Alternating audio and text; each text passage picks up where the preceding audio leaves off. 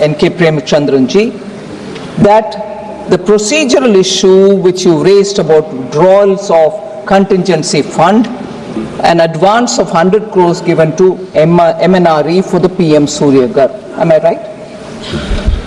Based on the request of the ministry, contingency fund advances are normally given to various ministries, and in this case, the contingency fund advance of 100 crore was sanctioned on 4th October 2024 at a time when the Parliament was not in session. This amount is being recouped, and that you see in the supplementary demand for grants through the supplementary demand which we have placed now. So, Ministry of Finance does not normally permit consolidated fund advances when Parliament session is underway. In the instant case that he is referring to, Finance Ministry has not issued the sanction during the Parliament session. I would just like to mention it very clearly for Sri N.K. Premchandran's consideration. If at all withdrawals of CF advance has happened by any ministry, the minister concerned is required by rule to lay a paper in the House. So, and that's the extent procedure. Madam, similarly, I think it was one of the members, if I'm right, Lalji Vermaji, who had mentioned that this supplementary demand for grant is being presented within 1 month of the budget. I'm not sure if Lalji Vermaji is here. This is the first batch of supplementary demand for grants. And even as I opened my statement, I said the regular budget in this election year was presented in July. Now we are into December. We are several months away from July, not one. So that statement unfortunately doesn't seem to be correct, Madam. This has been reduced, the supplementary demand for grant, this one being the first one. I would like to definitely place on record that we have kept the supplementary demand for grants. Normally 3 are permitted. We've tried keeping it within 2 and never moving to the 3rd, except for 1 year when the 3rd also had to happen. So supplementary demand for grants are not too many, not too frequent, and doesn't happen for simple small reasons. So I want to leave the data behind that this is the first one, and the amount, in fact some of the honorable members, I'm very grateful, mentioned about it, that this time the supplementary demand amount itself is far lesser than last time, showing greater accuracy in the BE stage itself of budget making. So there is a greater absolute targeting of what is the budget estimate got to be, and there is not therefore much of a requirement to come with huge supplementary demands, and not too many of them as well.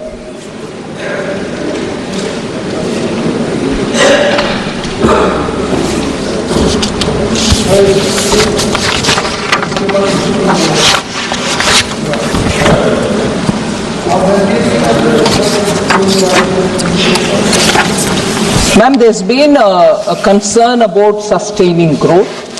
I broadly spoke about the growth and growth-related figures earlier.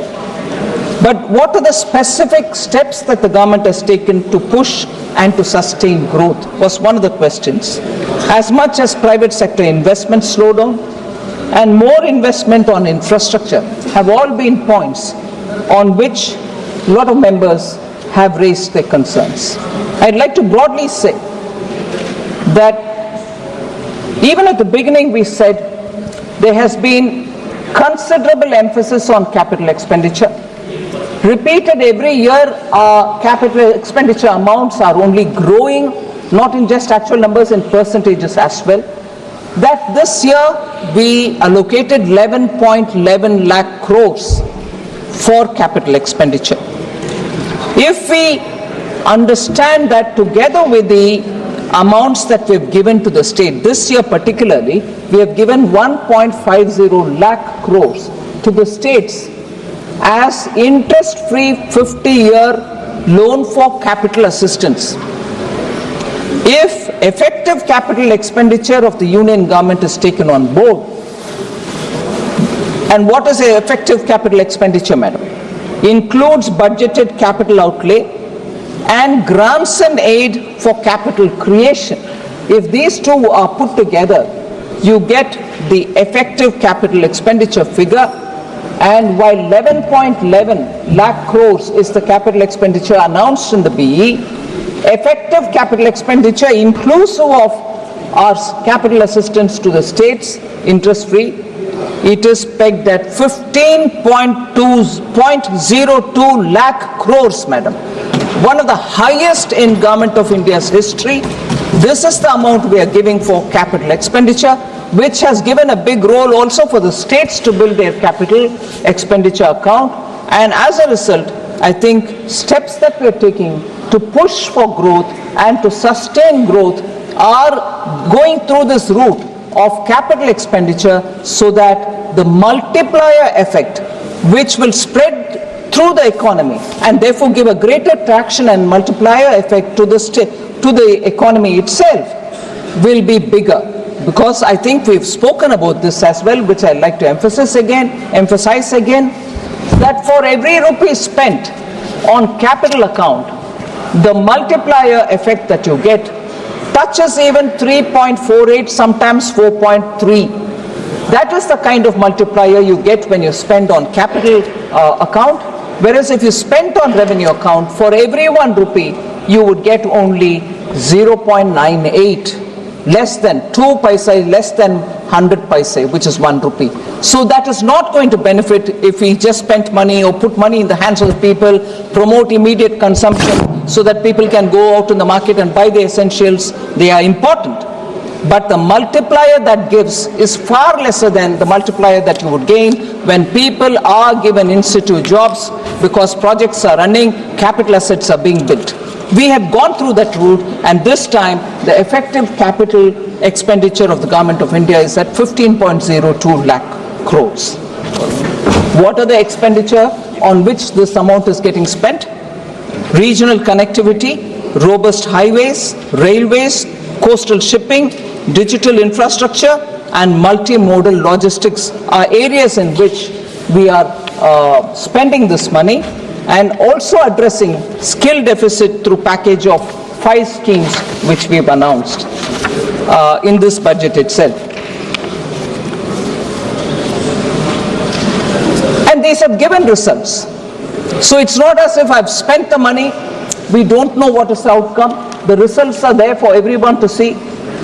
Increase in gross fixed capital formation to 30.8% of the GDP in 23-24, compared to an average of 28.9% between 2014-15 and 2018-19, pre-pandemic years.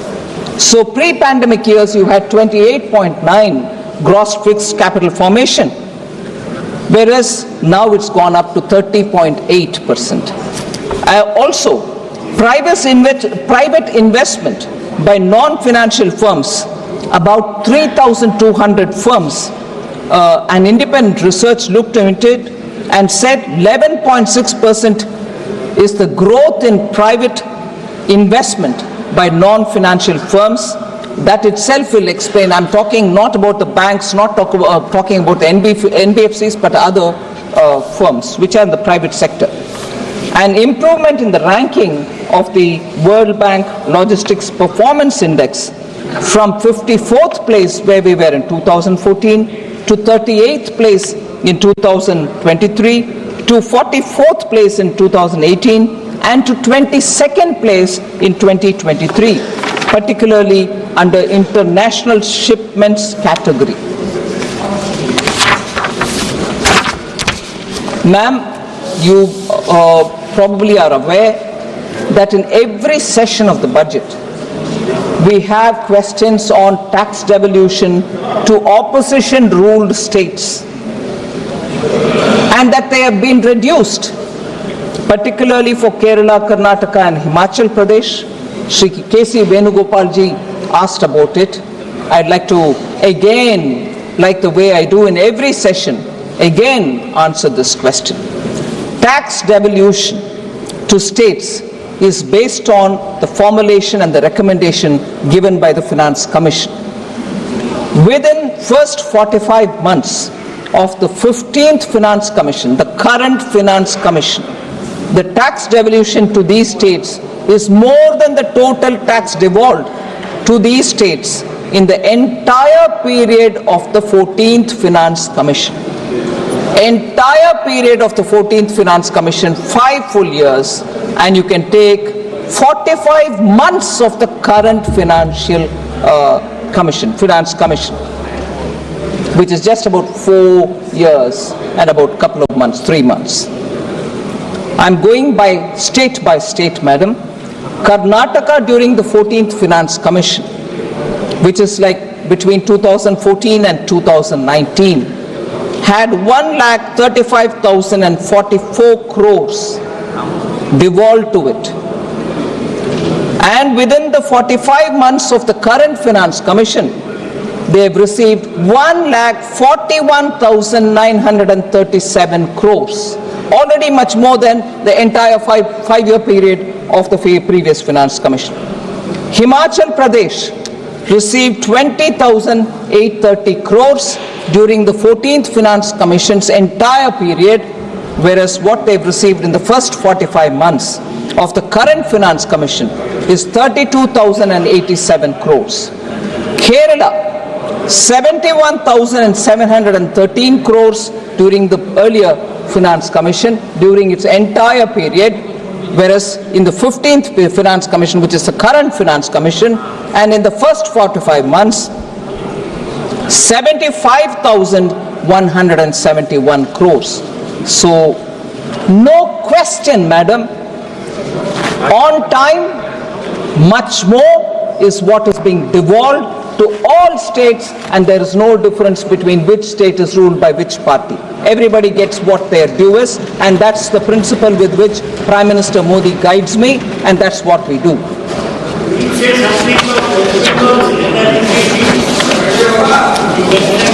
Sir, slow pace of expenditure from the budget 24-25 is another question which N.K. Premchandranji asked.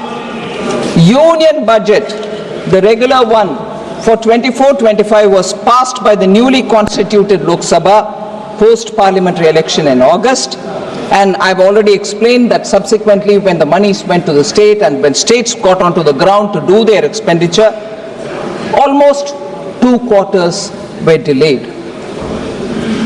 So this situation is broadly similar to all other election year. However, the total expenditure up to October 24 was 24.74 lakh crores. October 24. This is 51.3% of BE, which is broadly similar to pace of expenditure in up to October 2023. So it's not slow since after the second quarter.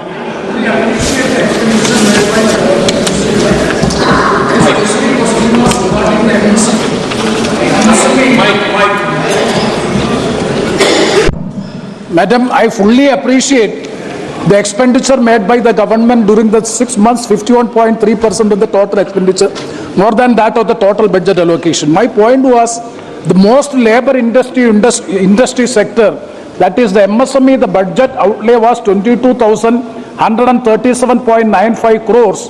There is a revised outlay. I can't understand what is the revised outlay at this juncture. And further, the expenditure till 12/1/2024, it is 992 crores. That means just lower than 15%. When the total expenditure is more than 51.3%, how in the MSME sector alone it is come just less than 15%? That was my question I have raised. Madam, I'm thankful to Honorable Member for giving that clarification. I want to be sure that I don't repeat, but I would like to emphasize on the point that this budget gave particular 5 different schemes to enable the MSMEs to have greater liquidity in their hand, greater access to credit, and like never before, and I say this in particular, MSMEs only had working capital given to them. Our government has now made a provision for them to also have term loans for doing their business, which means they can take the loan from the bank and invest in plant and machinery. But they are, after all, small firms. They will not have huge collaterals to offer. They won't have security to give. So I'm grateful to the Honorable Prime Minister, who very clearly said, if we gave assistance for the small traders on the street, Swanidhi, we gave assistance for women and small people who are doing their business, PM Mudra, all of them are sovereign guaranteed, collateral free. Similarly, for the term loan that we are giving to the MSMEs, we are provided for sovereign guarantee. For the first time in this country, so Honorable Member Prem Chandran be informed on this, that MSME never had that provision in all free India, 1947 onwards, for a term loan and a sovereign guaranteed term loan. We have given that this time. But on the specific point of why it is not spent or why it is not acquiring that much of within this year traction, the same is the case. If the budget was passed in July and the department has to do it all in the ground within the next 4 months, it will have its own difficulties. But that's not to say this program will not continue. It will continue with the same gusto. So I want the fact that this year has a peculiarity, vote on account, a regular budget in July, and after which, when expenditure has to happen in all sectors with the same speed, some ministries do take the time. I'm going around visiting MSMEs clusters, establishing SIDBI branches there, asking SIDBI to give more loans to the MSMEs under the newly designed post the regular budget schemes. So I appreciate your concern on MSME, but it's not being brought down.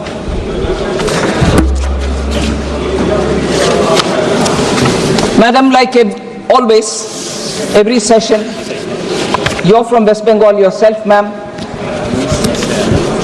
And I've heard Professor Saugata Roy interrupting to say, would you also speak on this? I'm speaking now. West Bengal has been deprived of funds from central government under Manrega and PM Awas scheme.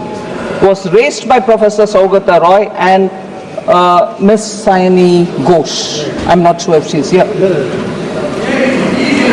He's here, but Member Sayani Ghosh is not there. But, yes ma'am, I'd like to, through you, put the facts before. Like every year, every other year, the state PMAY Gramin, Awas Yojana Gramin, was being implemented in West Bengal since 2016-17. The government has also released 25,798 crore as central share to the state since 2016-17. However, complaints of irregularities in the implementation of PMAY Gramin, including a selection of ineligible households from the Awas Plus 2018 list, removal of eligible households, and renaming of the scheme in the state as Bangla Awas Yojana have been received. The ministry has sought action taken report from the state government. Similarly, ma'am, and again I've said this even earlier in very many different sessions, for under the Manrega, complaints of misappropriation of funds have been received by the government. Upon inquiry by central teams, the complaints were proven to be correct. And madam, I may add, the central team was accompanied by the state team as well when they went on inspection. They were proven incorrect. The complaints were proven correct. and not following the rule was clearly established. The Rural Development Department had sought latest status of action taken report. Now the state government has submitted the ATRs which are being examined by the Ministry of Rural Development. That's the current position, ma'am, on the question which Professor Saugata Roy has raised. Yeah, please.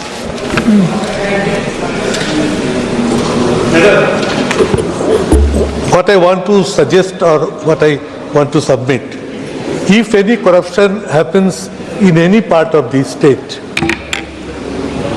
total amount of money why it is being kept stopped, where possibility of inquiries appears, central team, state team jointly detected any area, stop sending money over there. But for few places or for one or two places, you are blocking the total money. What would be my suggestion, what would be my request to you, to release the amount? Is a particular state who have due from the center more than 1 lakh crore of rupees as a whole. So would you kindly take up these two issues, Manrega and Awas Yojana? I also want to request you, wherever corruptions reports are there, block money over there. But don't stop the full money As a for whole. so many as a whole or for the total state. But haven't we stopped it on that ground only now? Yes. Please, Honorable Member. Ma'am, Chairperson, the Honorable Member is putting forth a suggestion, saying stop it where the corruption has happened, don't stop entirely. We've not stopped entirely for all over the country. We've stopped where the corruption has happened.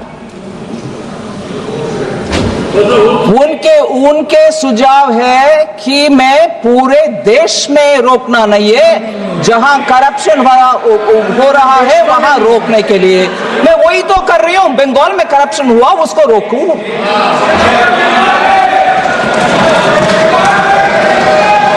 मैंने गलत समझा है क्या?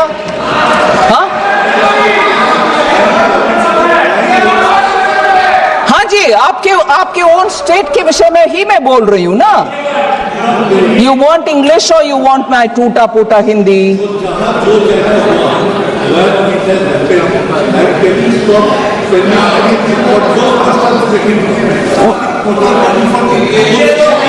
ओ, you are saying in the state of Bengal जहां corruption हुआ वहां ना देना, बाकी जगह पर देना। ये मैं कैसे तय करूं जी? मैं कैसे तय करूं? Madam Chairperson, even when I don't stop, even when I don't delay, even when I give an advance payment of, when I have to give 1 month, I'm giving 2 months, I'm accused of differential treatment to different states. अरे corruption हुआ ये साबित हो गया है और central team और state team भी साथ में गए हैं और उधर पेमेंट का रिक्लेम करो, ऐसे आदेश मिलने के बाद रिक्लेम ना करते हुए दोबारा ट्रेशरी से ही उसको भरपाई कर रहे हैं, मतलब करप्शन हुआ। उसके बाद मैं कैसे डिफरेंशिएट करूं? पूर्व मेदिनीपुर में नहीं हुआ, नॉर्थ बंगाल में हुआ नहीं, साउथ परगाना 24 परगाना में, मैं कैसे तय करूं? मैं कैसे तय करूं मैडम? और तय भी करूं किसको मान्यता होगा? बंगाल चुपचाप अगर मानते हैं तो भी बाकी स्टेट्स मुझके ऊपर को गुस्सा नहीं करेंगे। ये आप कौन होते हो करने के लिए? सो पूरे इसको साफ करने के लिए मैं आपके द्वारा रिक्वेस्ट कर रही हूं, बंगाल गवर्नमेंट को साफ करो भाई। फिर आते हम जितना भी प्रश्न उठाया गया उसको स्पष्टीकरण दो, एक्शन में दिखाओ, फिर कौन रोकने वाले हैं आपके पैसा? बिल्कुल देंगे, आपके पैसे देंगे।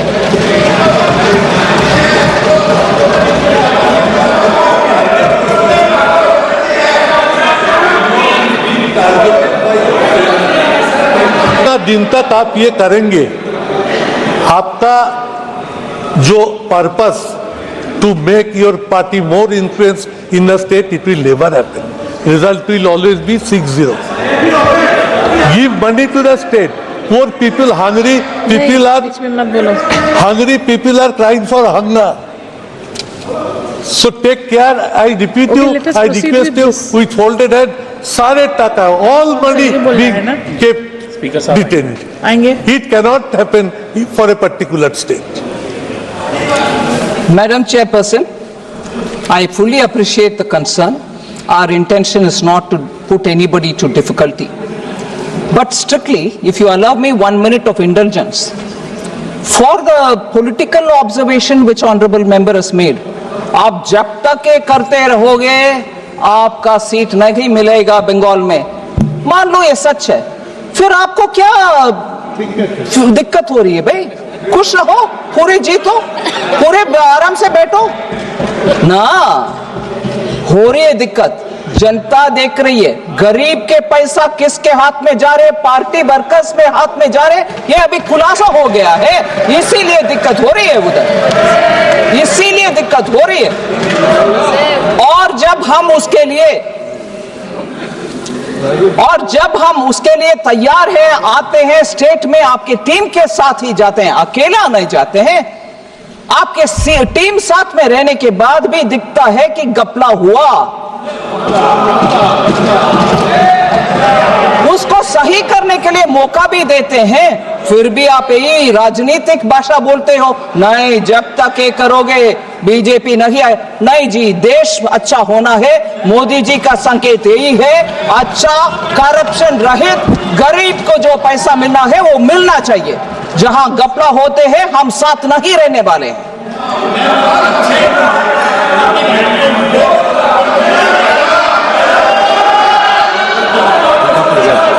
एक का ये नहीं सर, अभी बैठ गई है, उनको सुन रही है, आपने परमिशन नहीं दी वैसे ही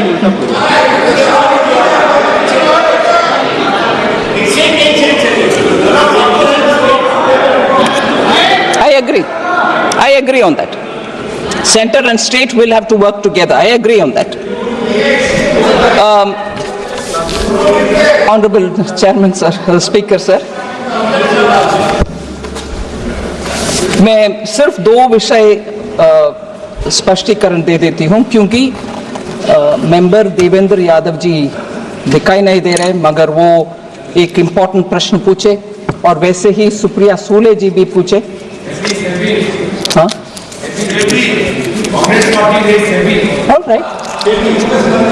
all right, yeah, I'm coming, I'm trying to answer as much as possible. Sorry. Honourable speaker sir, मैं सिर्फ ये बोलना चाहती हूँ कि एक माइल पोस्ट रखते हैं प्रोफेसर सौगता रॉय डिस्टर्बेंस करने के लिए, ठीक है, आदत हो गए हैं हम सबको। फिर एक विषय उठाते हैं, उसको मैं पूरे विवरण के साथ जवाब दे दी, अभी दूसरे माइल पोस्ट, सिर्फ इनको ही मैटर करते रहना चाहिए, कोई और का जवाब देना नहीं। सो ठीक है सर, ब्लैक मनी के ऊपर सुप्रिया जी और देवेंद्र यादव जी ने प्रश्न उठाया, सॉरी धर्मेंद्र यादव जी ने, इसमें बहुत सारे स्टेप्स सरकार ने उठाए। Action has been taken on very many unaccounted, undisclosed foreign assets. मैं 3 कैटेगरी में उसको लगा रही हूँ, investigation of HSBC, ICIJ, Panama, Paradise, Pandora leak related cases. In connection with all this, information has been received through various leaks like Panama paper leaks, Paradise paper leaks, Pandora papers leaks, HSBC, ICIJ. Intrusive actions were taken in 120 cases. Further, undisclosed income of 33,393 crores have been detected under the 582 cases which have been taken up. A multi-agency group consisting of representatives from various enforcement agencies, organizations has been taken up by the government for expeditious and coordinated investigation of various categories of foreign assets such as Panama Paper Leak, Paradise and Pandora. The second which I want to highlight, sir, is the constitution of the SIT on black money. The government, of course, has constituted a special investigation team, and that's working from 2014. Meetings of the SITs are regularly taken up, and action taken report is also reviewed. Particularly, cases involving undisclosed foreign assets and income have really been monitored. Enactment of Black Money Act 2015, the government enacted a comprehensive and stringent new law, namely the Black Money Undisclosed Foreign Income and Assets and Imposition of Tax Act 2015 that has come into force from 2015 July. The salient features of this Black Money Act, sir, are 30% of taxes imposed on any undisclosed foreign income or foreign assets, and an additional amount, a penalty of 90%, 3 times the amount of the tax is also imposed on them. Penalty for failure to furnish returns or undisclosed or inaccurate details of foreign assets are also levied. The penalty of 10 lakhs is levied, and so on. Then there is a lot of through the court action. For the effective administration of the Black Money Act 2015, sir, the creation of a foreign asset investigation unit has been established. 29 foreign assets investigation units are set up under the Directors General of Income Tax investigation all across the country. Proceedings under the Black Money Act 2015 as of June 2024 in about 697 cases, raising a demand of more than 17,520 crores that's been raised. 163 prosecutions have been launched. Foreign asset schedule has been issued in the ITR. Then number of taxpayers disclosing, this is a very interesting information, sir. Number of taxpayers disclosing foreign assets were 60,467 in the year 21-22. Now it is 2 lakh taxpayers in 24-25. The Black Money Act is actually having a deterrent effect on a lot of taxpayers, that today they come forward on their own to disclose their foreign assets. Sir, very important data is 82 cases till 30 June have been referred to the ED under the PMLA Act. 82 cases. Sir, specific numbers were asked. Total tax collected under the BMA, Black Money Act, in crores of rupees is 2,655 crores as of June 2024.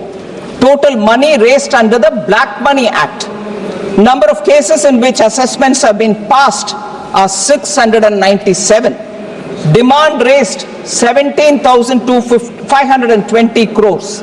Number of cases in which penalty has been levied 341 cases. Penalty levied in crores 9,971.47 crores. Prosecution launched 163. Number of cases where assessment is pending 531. Number of cases where penalty initiated and pending 532.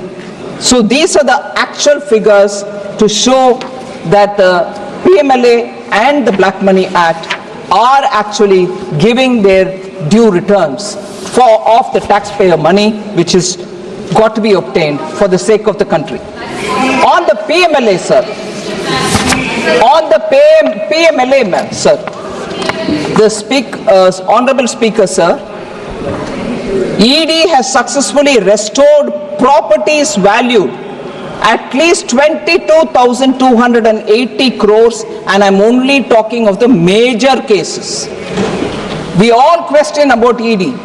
The return and also the money which have been claimed by the ED is this one. restored properties of 22,280 crores in major cases. And I would like to list the number of cases, sir. Vijay Mallaya case, 14,131.6 crore, complete amount of the attached property has been restored to the public sector banks.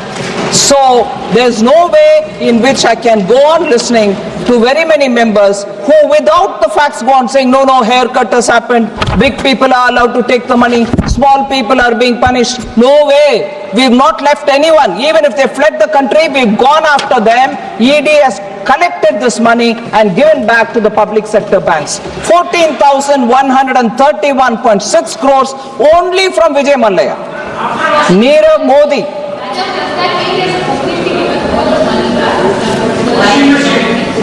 Attached properties is what I'm talking about, ma'am. There can still be some more cases, but attached properties and their monies have gone to the public sector banks. And this is the money that is obtained from them.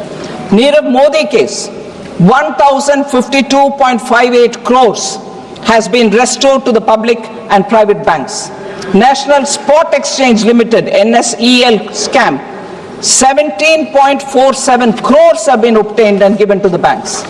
SRS Group, which is the SRF Group's Pearl City and Prime projects in Gurugram, 20.15 crores, that is the property restored.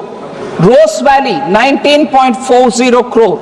Surya Pharmaceutical Limited, 185.13 crore. Nuvera Sheikh and others, the Hira Group, 226 crore. Amrutesh Reddy, Naidu and others, 12.73 crores. Mehul Choksi and others, 2,565.90 crores have all been taken. And then liquidators in the different Gitanjali group of companies to carry out valuation and auction of the attached or seized properties worth 2,565 crore is also happening. Nafisa Overseas and others, 25.38 crores. Bhushan Power and Steel Limited, Supreme Court ordered restitution of assets worth 4,025 crores to JSW via its December 11 orders. So it is important to recognize, sir, that we have not left anybody in economic offenses. We are after them. We will be making sure that money which has got to go back to the banks will go back. Thank you very much, sir.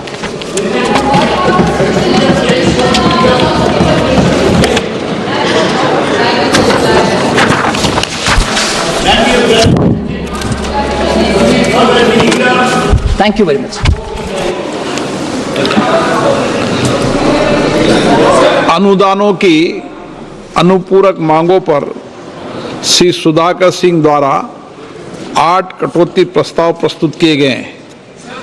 अब मैं सभी नहीं sir, पहले पूछ चुके हैं। अब मैं सभी कटौती प्रस्ताव सभा के मतदान हेतु रखूंगा। प्रश्न है कि श्री सुधाकर सिंह द्वारा प्रस्तुत सभी कटौती प्रस्ताव स्वीकृत किया जाए। जो सदस्य इसके पक्ष में हाँ कहें, जो सदस्य विरोध में हैं वो ना कहें। मेरे विचार में निर्णय ना वालों के पक्ष में हुआ, ना वालों के पक्ष में हुआ। सभी कटौती प्रस्ताव स्वीकृत हुए। अब मैं वर्ष 24-25 के लिए अनुदानों की अनुपूरक मांगों के प्रथम बेच को सभा के मतदान के लिए रखूंगा। प्रश्न ये कि अनुदानों की अनुपूरक मांगों की सूची के स्तंभ 2 में मांग संख्या 1 से 8, 10, 11, 13 से 21, 23 से 38, 43 से 54, 56, 57, 60 से 62, 65, 66, 68, 69, 71, 73, 74, 76 से 79, 81, 83, 85 से 87, 79 से 95 और 97 से 102 के सामने दर्शाए गए मांग शीर्षों के संबंध में 31 मार्च 2025 को समाप्त होने वाले वर्ष के दौरान संधाय के काम होने वाले खर्चों की अदायगी करने हेतु अनुदानों की अनुपूरक मांगों की सूची के स्तंभ 3 में दर्शाई गई राजस्व लेखा तथा पूंजी लेखा संबंधी राशियों से अनधिक संबंधित अनुपूरक राशियां भारत की संचित निधि में से राष्ट्रपति जी को दी जाए। जो सदस्य इसके पक्ष में हाँ कहें, जो सदस्य विरोध में ना कहें, मेरे विचार में निर्णय हाँ वालों के पक्ष में, हाँ वालों के पक्ष में वर्ष 24-25 के लिए अनुदानों के अनुपूरक मांग का प्रथम बैच पारित हुआ। आइटम नंबर 22 माननीय मंत्री जी। Introduction, sir? Item number 22. Item number 22। 23. Introduction. पहले 22। Okay. Sir, I introduce the bill. हाँ, प्रश्न ये है कि विधेयक को पुनर्स्थापित करने की अनुमति प्रदान की जाए। जो सदस्य इसके पक्ष में हाँ कहें, जो सदस्य विरोध में ना कहें, मेरे विचार में निर्णय हाँ वालों के पक्ष में, हाँ वालों के पक्ष में माननीय मंत्री जी विधेयक को पुनर्स्थापित करें। Sir, I introduce the bill. Item 20. Item number 23 माननीय मंत्री जी। Finance Minister Madam has replied to a technical objection which I have raised yesterday, that is regarding the laying of the statement before taking advance from the contingency fund of India. Madam has responded to my question that it is not the session on October 1st, Ministry of Energy and Renewable Energy has taken an advance of 100 crores from the contingency fund of India. So the rule specifically states that immediately after, soon after the advance, a statement has to be laid on the table of the House. Unfortunately, that statement has not been laid before the House. It is a technical defect and error on the part of the ministry that has to be clarified, because the Parliament cannot be taken for granted, because it is a rule specifically stating that the statement, if you are taking advance from the contingency fund, we are permitting it, Parliament is granting it. But you have to, in emergent cases, if you have taken any advance, it is a mandatory provision according to the rules which you have already made. You have to lay a statement on the House that we have taken this much of advance from the contingency fund of India. Unfortunately, such a statement has not been laid on the table of the House. Speaker, sir, I appreciate the detail, that technical detail that Honorable Member Prem Chandran is asking. The rule specifically says that for the amounts given as advance to from the consolidated fund, contingency fund, is given before the session in place, for instance, or whenever it is given, will have to be reported in Parliament. That is exactly what we've shown in the supplementary demand for grants. 1 minute, let me finish. Supplementary demand for grants, where the advance given from the contingency was 100 crores, and the 100 crores are shown here in the supplement. Excuse me, you're a veteran in this Parliament, but I'm trying to answer your, no, Honorable Member, ठीक है.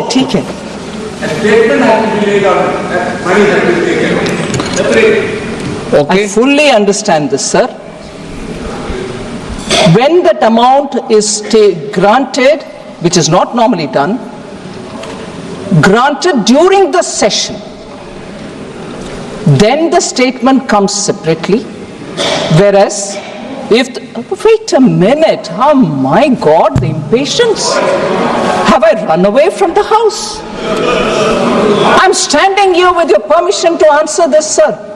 If I had escaped and gone away, I can understand them. Oh, no, she's not. I'm here to answer you. So, shall I speak in Hindi, sir? It will be even worse. So just for the House's information, I'm reading from the Delegation of Financial Powers Rule 2024. And this is Appendix 1, Paragraph 5. Where in an emergent case of new service / new instrument of service, It is not possible to wait for prior approval of Parliament. The contingency fund of India can be drawn upon for meeting the expenditure pending its authorization of Parliament, by Parliament. Recourse to this arrangement should normally be taken only when Parliament is not in session. Such advances are required to be recouped to the fund by obtaining a supplementary grant. However, when Parliament is in session, a supplementary grant should preferably be obtained before incurring any expenditure on a new service, new instrument of service. That is to say, recourse to contingency fund of India should be taken only in cases of extreme urgency. In such cases, the following procedure recommended by 6th Lok Sabha committee on papers laid on the table in the 4th report should be observed. What is that which has been recommended? Quoting, as far as possible, before such withdrawal is made, the concerned minister may make a statement on the floor of the Lok Sabha for information giving details of the amount and the scheme for which the money is needed.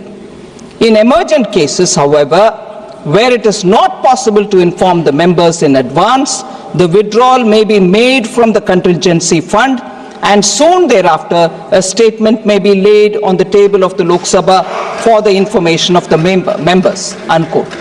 That is exactly what we are doing, where we have put it into the supplementary demand for grant, and even if that is insufficient, I've not finished, Premchandran ji, I've not finished. Don't worry, he is safe. You don't need to protect him, sir. And we've had such exchanges before. Maybe you have not seen, you may not have been in the house.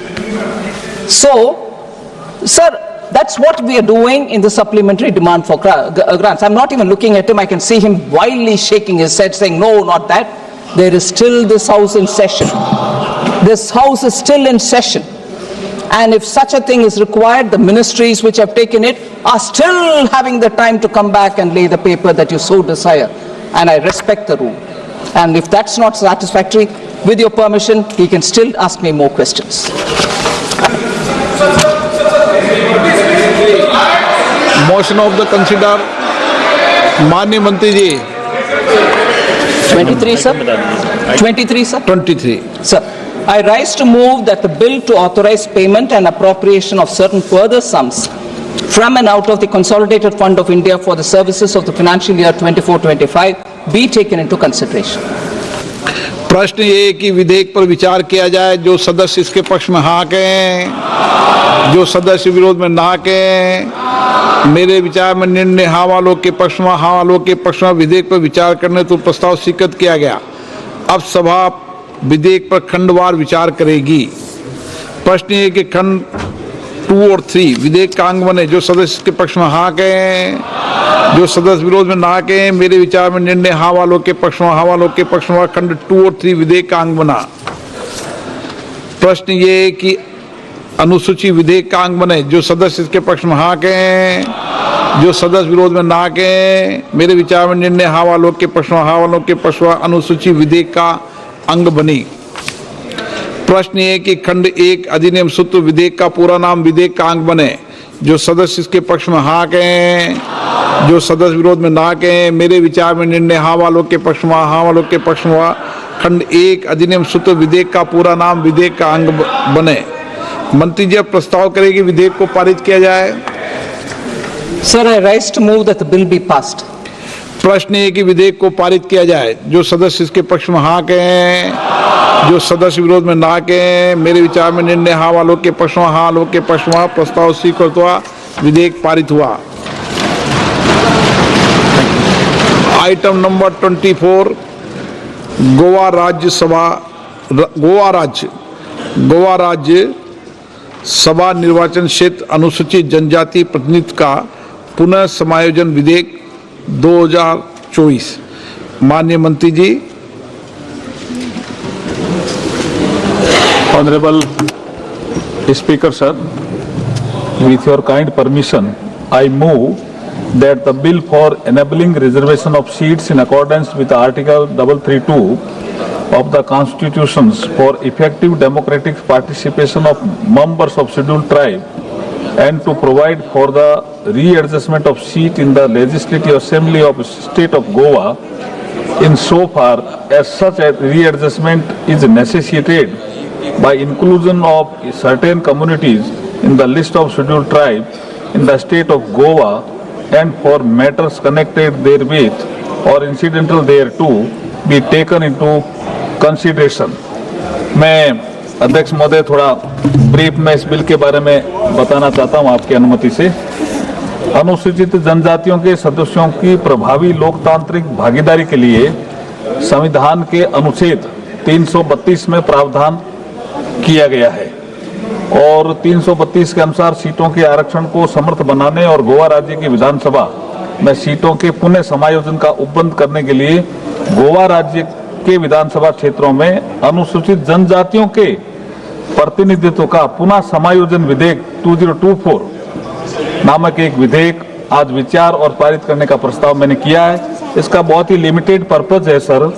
ये 2002 में वहाँ परिसीमन हुआ और अनुसूचित जनजातियों की जनसंख्या 2001 की जनगणना के अनुसार वहाँ 566 थी, लेकिन उसके बाद गोवा असेंबली ने एक बिल पास किया, संविधान अनुसूचित जातियां अनुसूचित जनजातियां आदेश संशोधन अधिनियम 2003, और उसके अंतर्गत गोवा राज्य की अनुसूचित जनजातियों की सूची में 3 नए समुदाय नामक कुणबी, गावड़ा और वेलिप को शामिल कर लिया। तो एसटी की पॉपुलेशन एकदम से बढ़ गई, डिलिमिटेशन की प्रक्रिया पूरी हो गई थी तब तक, इसलिए राज्य में अनुसूचित जनजातियों की संख्या में जनसंख्या में पर्याप्त वृद्धि हुई है। वहाँ जो 566 थी वो अब हो गई है एसटी की पॉपुलेशन 1,49,275, करीब 1.5 लाख। इसलिए हम ये बिल लेकर के ताकि जो अनुसूचित जनजाति के लोग रहते हैं गोवा में वो रिप्रेजेंट कर सके गोवा असेंबली में, इस लिमिटेड पर्पज के लिए मैं बिल लेकर के आपके समक्ष आया हूं।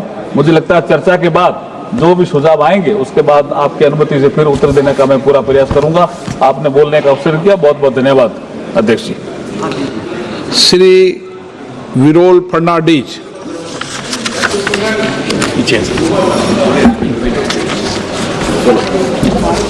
मान्य सभापतीक देव बरें करूं म्हणटा, कित्याक आयज हे इम्पॉर्टंट बिल महत्वाच्या बिलार आमकां उलोवपाक चान्स दिलो म्हण।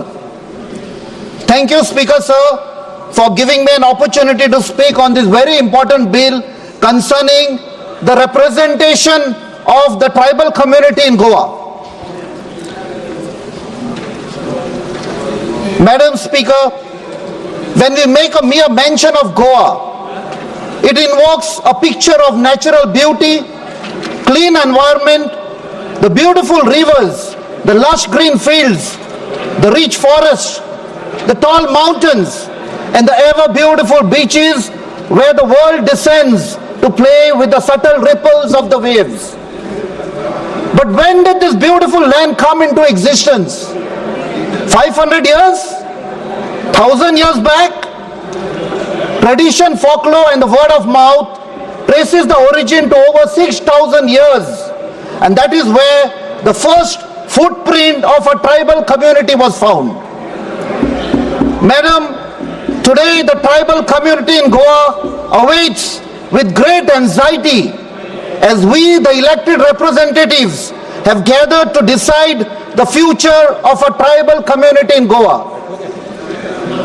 Who are the tribal communities of Goa? आमच्या मान्य मंत्रीन सांगला की 2001 3 कम्युनिटी ऍड केले म्हूण, तशें ना ते। ह्यो कम्युनिटी 1000 साल पयलींच्यान आसा। Many of our honorable MPs have asked me with surprise about the existence of tribal communities in Goa. Well, as per a research paper submitted to the Goa University in July 2015, the Goan tribes consisting of the Gauda, Kunmi and Velip community were the first settlers in Goa belonging to the Proto-Australoid group. popularly known in Goa as Mool Goinkar, which means indigenous people. It is pertinent to note that the tribal ministerial portfolio in Goa was first declared in 2010 under the Congress government, and a separate budget was approved for tribal welfare and development. Madam Speaker, I want to make it also clear that the Congress party has been trying to give justice to the tribal community for many years. In 2013, based on the promise of the then chairperson of UPA, Srimati Sonia Gandhi, the then UPA government under Dr. Manmohan Singh introduced a bill in Rajya Sabha on 26 Feb 2013. A तीन फावट आडून कशेय करून आमच्या कम्युनिटीक justice मेळना. I would fail in my duties if I do not take the name of late parliamentarian Shri Shantaram Naik, who on 4th August 2016 raised a demand in the Rajya Sabha for reservation of seats in the assembly for tribal community of Goa. On 10 December 2021, our leader Srimati Priyanka Gandhiji came to Goa, went to Kape, spent an evening with the tribal community and promised them that the Congress party will fight the battle for reservation. It's a great historical moment for me personally to be a member of the 18th Lok Sabha to push for the rights of a tribal community in Goa. Madam Speaker, on behalf of the tribal community of Goa, I extend an invitation to all my seniors and my colleagues in this great temple of democracy to visit my state, meet our tribal community and have a meal cooked by them.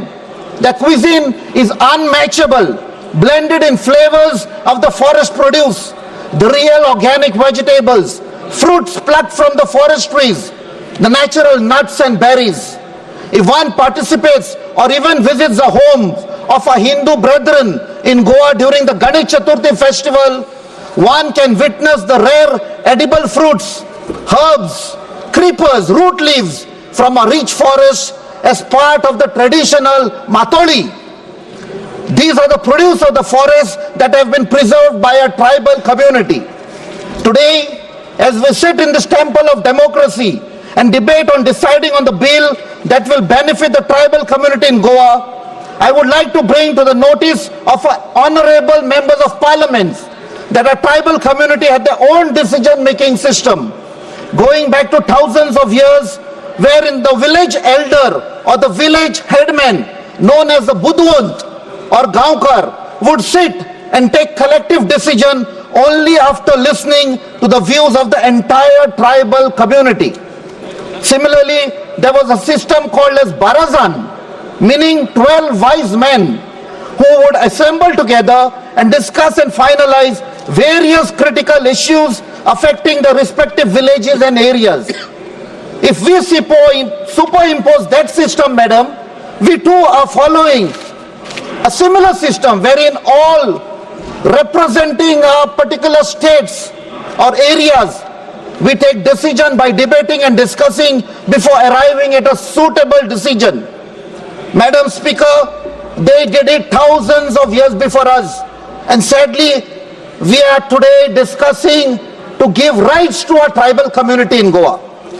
Madam Speaker, today what we see in Goa, be it the roads, the bunds along the backwaters, the planting of mangroves along the coast, the terrace farming, the cashew plantation, the wells, the houses, the compound walls, etc., are the work of the highly skilled members of the tribal community in Goa. Shifting cultivation in the forest is a skill practiced by the tribal community. I also want to bring to the notice of the honorable members of parliament from Jharkhand and also from Bihar, prior creation of Jharkhand, that members of the tribal community of Goa who were famed for their skills in building of roads and in construction of compound walls and buildings was specifically taken to Jamshedpur, where they played a critical role in the construction of roads and other infrastructure in Jamshedpur. Madam Speaker, the bill that has been introduced proposes a readjustment in the representation of scheduled tribes in assembly constituencies of the state of Goa. The Goa State Assembly presently does not have any reserved seat for our scheduled tribes and has one reserved seat for the scheduled caste. The proposed amendments are aimed to address the disparity in the representation of scheduled tribes in the state assembly, as it is currently disproportionate to the scheduled tribe population in the state. Since the delimitation exercise in 2002, the population of scheduled tribes has increased with the recognition of 3 more tribes. In Goa, the delimitation was conducted in 2002 based on data gathered through the 2001 census, as per which, as the minister rightfully mentioned, only 566 individuals belong to scheduled tribes. As a result, the scheduled tribes in Goa were not given a constitutional mandated reservation in the legislature. The proposed bill empowers the Census Commissioner to notify the population of STs in Goa, based on which the Election Commission will amend the delimitation of Parliamentary and Assembly Constituencies Order 2008 to make way for ST reservation in the 40-member Assembly by taking into consideration revised population. This is where the doubts arise about the real intention of bringing the bill. Will our community in Goa get representation as soon as possible, or there will be endless delay? Madam Speaker, we have delayed giving the legitimate rights to a tribal community in Goa for decades. Let us not waste any more time in deciding on this very important matter. I hope that the government does not play with words, jargons and legal terms to delay passing of the bill. Thank you. Jai Hind, Dev Bare Karo, Jai Goa. माननीय सदस्य श्री धवल पटेल जी। Madam speaker, सबसे पहले तो मैं आपको धन्यवाद देना चाहता हूं कि इतने महत्वपूर्ण ST reservation Goa bill pay मुझे बोलने का आपने मौका दिया। ये बिल मेरे लिए इसलिए भी विशेष है, मैं खुद भी आदिवासी समुदाय से आता हूं और जब से भारत में आज़ादी मिली है, तब से हमारे आज़ादी मिलने के बाद आदिवासी समुदाय को हमेशा कांग्रेस ने भटकाने का काम किया है। बस विरोध विरोध विरोध और आंदोलन पे ले गए हैं, लेकिन कभी भी आदिवासियों का विकास कांग्रेस ने नहीं किया। 1998 तक जब पूरे भारत में आदिवासियों का पॉपुलेशन 10 करोड़ से ज्यादा था, तब भी आदिवासी के लिए अलग से मंत्रालय नहीं था। एक होम डिपार्टमेंट में होम सेक्रेटरी एक छोटे से ऑफिस में पूरे आदिवासी समाज का कल्याण की योजना बना रही थी। ये हमारे अटल बिहारी वाजपेयी जी थे, जिन्होंने 1998 में अलग से एसटी मंत्रालय का गठन किया, जिसके वजह से एसटी का खास करके विशेष से योजना बन सके, स्कीम्स बन सके, पॉलिसी बन सके और उनको एम्पावर कर सके, इसलिए अलग से आदिवासी मंत्रालय का गठन किया। वैसे ही पहले एसटी और एससी कमीशन भी एक था, लेकिन आप जैसे जानते हो कि एसटी की एट्रोसिटी अलग होती है, एससी की एट्रोसिटी अलग होती है, लेकिन कांग्रेस की सरकार ने कभी भी उसकी भी चिंता नहीं की और एक ही कमीशन रखा था। ये हमारी अटल बिहारी वाजपेयी जी और भारतीय जनता पार्टी की सरकार थी, जिन्होंने अलग से एसटी कमीशन की भी गठन करने का काम हमारे अटल बिहारी वाजपेयी जी और हमारी भारतीय जनता पार्टी ने की थी।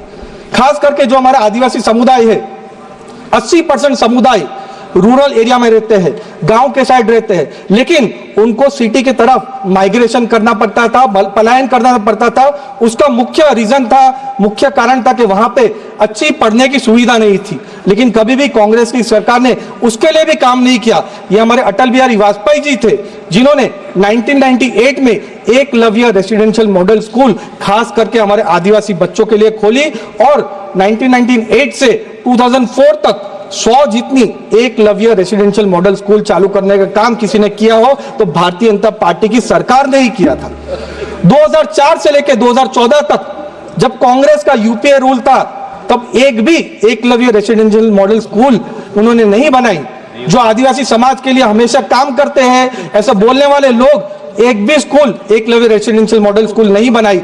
ये हमारे मोदी जी जब 2014 में वापस प्रधानमंत्री बने तब उन्होंने एकलव्य रेसिडेंशियल मॉडल स्कूल के लिए विशेष फंड दिया, बजट दिया, ध्यान दिया, फोकस दिया। उसके कारण 100 से लेके आज पूरे भारत में 1000 से ज्यादा एकलव्य रेसिडेंशियल मॉडल स्कूल करने का काम भी हमारे प्रधानमंत्री मोदी साहब ने किया है। जब हमारा गुजरात राज्य महाराष्ट्र से 1960 में अलग हुआ और उमरगाम से अंबाजी जो हमारी पूरी आदिवासी पट्टी है उसमें सिर्फ जब कांग्रेस ने 45 इयर्स राज किया तो कुछ चंद सब स्टेशन ही लगाए।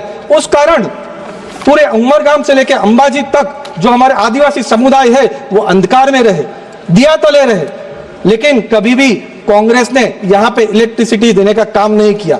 2001 में जब नरेंद्र मोदी जी गुजरात के मुख्यमंत्री बने और उन्होंने ज्योति ग्राम योजना मेरे ही वलसा डांग लोकसभा में डांग से चालू किया और आज 24 घंटे और 365 दिन बिजली देने का काम हमारी भारतीय जनता पार्टी की सरकार कर रही है। और उमरगाम से अंबाजी तक जो हमारा पूरा आदिवासी पट्टा है वहां पे 1000 से ज्यादा सब स्टेशन देने का काम भी हमारे नरेंद्र मोदी जी ने किया है। वैसे ही जो उमरगाम से अंबाजी पट्टी थी वहां पे कोई भी मेडिकल स्कूल, मेडिकल कॉलेज ही नहीं थी, ना साइंस के कॉलेज या स्कूल्स थी। इस कारण हमारे आदिवासी समाज के कोई भी बच्चे इंजीनियरिंग स्ट्रीम या मेडिकल स्ट्रीम में नहीं जा पाते थे। ये हमारे अटल बिहारी वाजपेयी जी और हमारे मुख्यमंत्री जब नरेंद्र मोदी जी थे तब उन्होंने ये मेडिकल स्कूल, साइंस स्कूल खोलने का काम भी उन्होंने किया है। जब कांग्रेस ने 45 इयर्स गुजरात में रूल किया तब कुछ चंद हजार करोड़ ही हमारे आदिवासी समुदाय के लिए दिया। हमारे नरेंद्र मोदी जी जब 2001 में मुख्यमंत्री बने तो 15,000 करोड़ का बजट दिया और सामने 20,000 करोड़ खर्चा। दूसरी पंचवर्षीय योजना में 45,000 करोड़ का बजट दिया, सामने 60,000 करोड़ का खर्चा किया। और अभी 2023 में आदिवासी समुदाय के लिए 1 लाख करोड़ का बजट देने का काम हमारे नरेंद्र मोदी साहब ने किया है। वैसे ही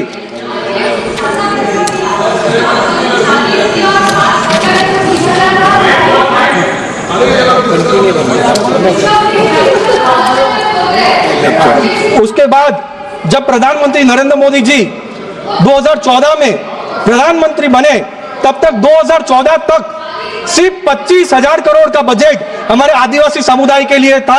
वो आज बढ़ के 2024 में 1,25,000 करोड़ करने का बजट भी किसी ने किया हो तो हमारे नरेंद्र मोदी जी की सरकार ने ही किया है।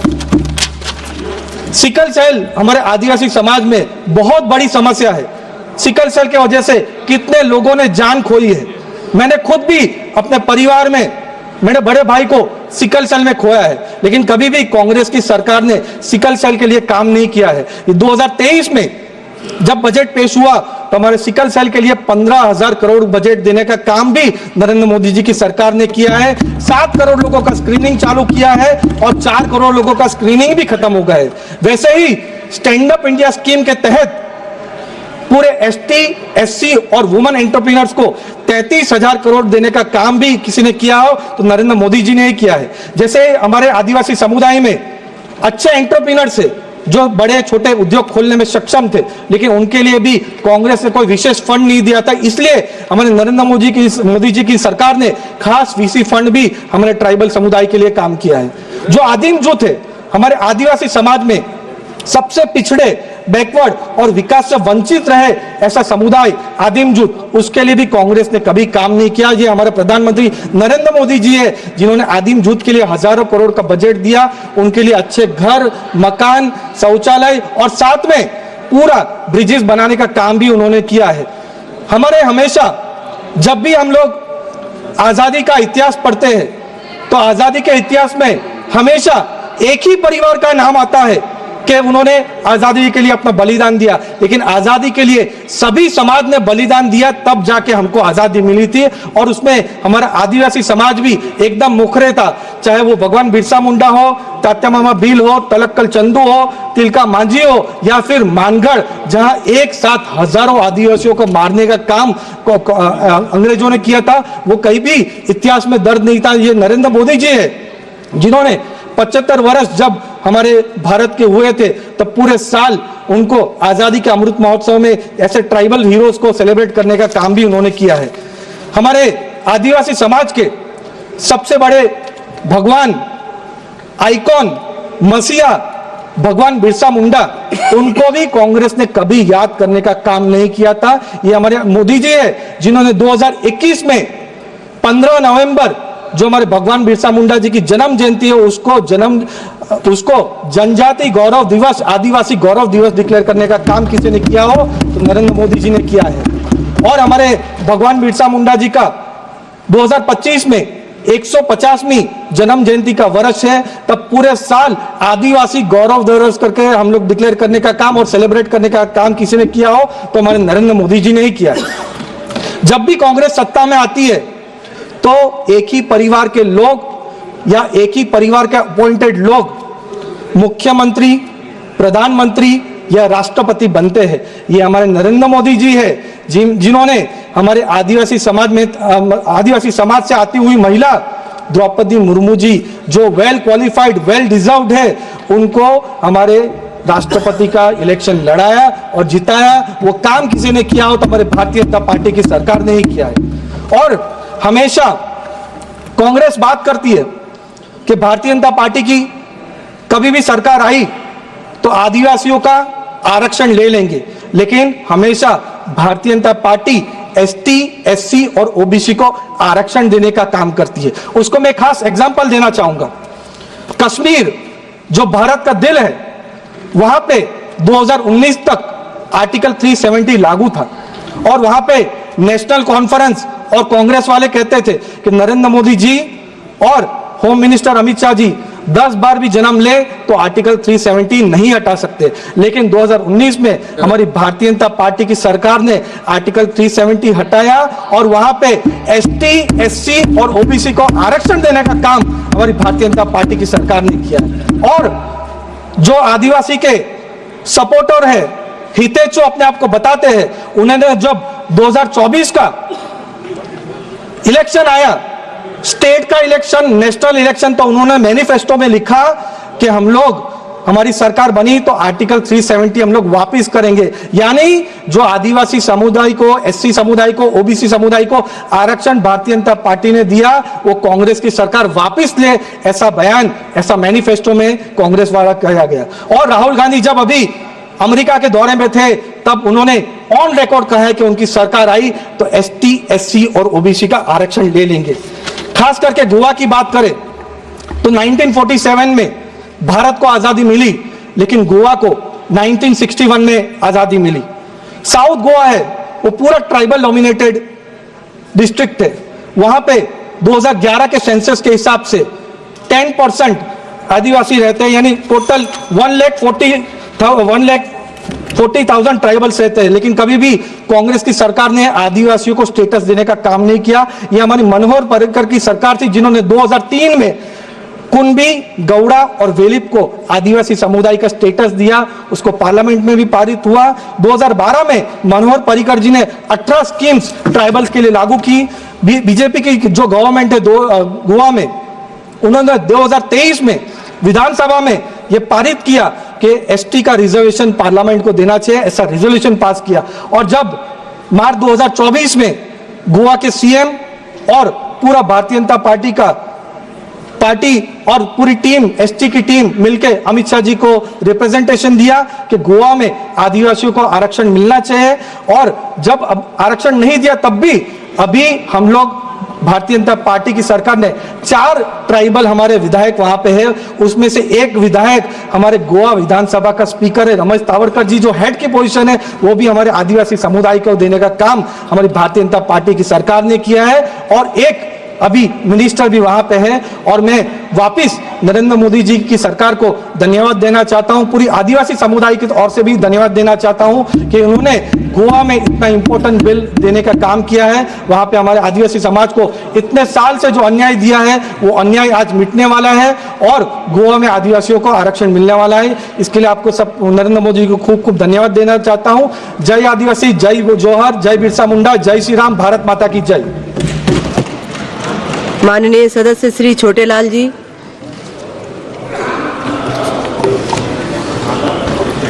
धन्यवाद सभापति महोदय। ये गोवा राज्य सभा निर्वाचन क्षेत्र अनुसूचित जनजाति प्रतिनिधित्व का पुनः समायोजन विधेयक 2024 पर बोलने का मौका मिला है। अभी भारतीय जनता पार्टी के एक माननीय सदस्य जी बोल रहे थे कि बहुत दिनों के बाद यह बिल लाया गया अनुसूचित जनजाति के लिए। 10 साल से भारतीय जनता पार्टी की केंद्र में सरकार है। क्या आदिवासियों को याद अब आया है? बहुत पहले आ जाना चाहिए ना। इससे ये मालूम होता है कि आदिवासियों के प्रति सरकार गंभीर नहीं है और सरकार को तो एक राष्ट्र एक चुनाव जहां चिंता हो रहा है, इससे पहले एक शिक्षा लाना चाहिए। एक शिक्षा जब रहेगा तब ये देश कायदे से चलेगा। एक चिकित्सा भी, और एक शिक्षा नहीं है तो समझिए कि क्या होगा। जाति जनगणना भी नहीं हो रहा है कि देश में कितने गरीब हैं, कैसे पता चलेगा? जब जाति जनगणना होगा तब पता चलेगा कि इस देश में भी बहुत गरीब रह चुके हैं। उनका उत्थान करने के लिए जब तक जाति जनगणना नहीं होगा तब तक कुछ नहीं होगा। एक देश एक राष्ट्र के तर्ज पर पहले एक शिक्षा देश में किया जाए, जिससे गोवा प्रदेश और अन्य प्रदेश का भला हो सके। गोवा प्रदेश में आदिवासियों की संख्या कितनी है, उस आधार पर जनप्रतिनिधित्व देने का विधेयक लाना चाहिए और उसमें अनुसूचित जनजाति के लिए उनके स्थानीय जगहों पर विद्यालय, डिग्री कॉलेज बनाए जाएं एवं उच्च शिक्षा के लिए छात्रवृत्ति, स्कॉलरशिप शिक्षा के मुताबिक दिया जाए, जिससे गरीब अनुसूचित जनजाति के लोग पढ़कर समाज में समाजवादी समानता ला सके।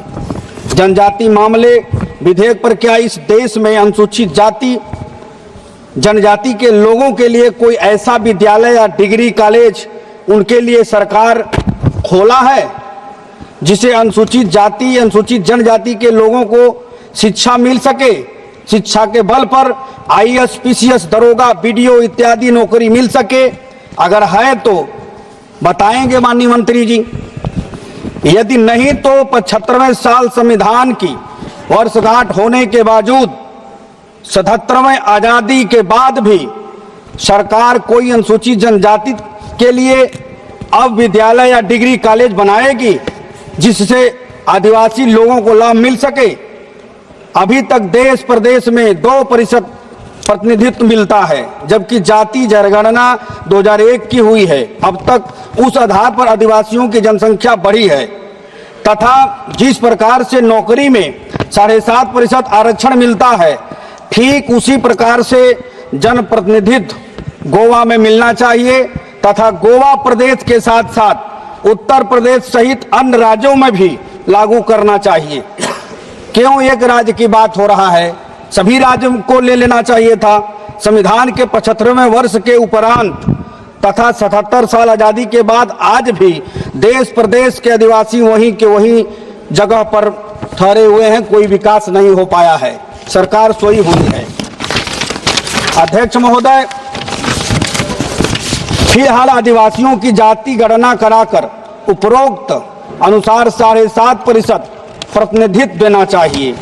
इस अधिनियम के प्रारंभ के यथाशक्य शीघ्र पश्चात राज्यों में अनुसूचित जनजातियों की अंतिम जनगणना यथा विद्यमान जनसंख्या जनगणना आयुक्त द्वारा अभिनिश्चित और प्राकलित की जाएगी।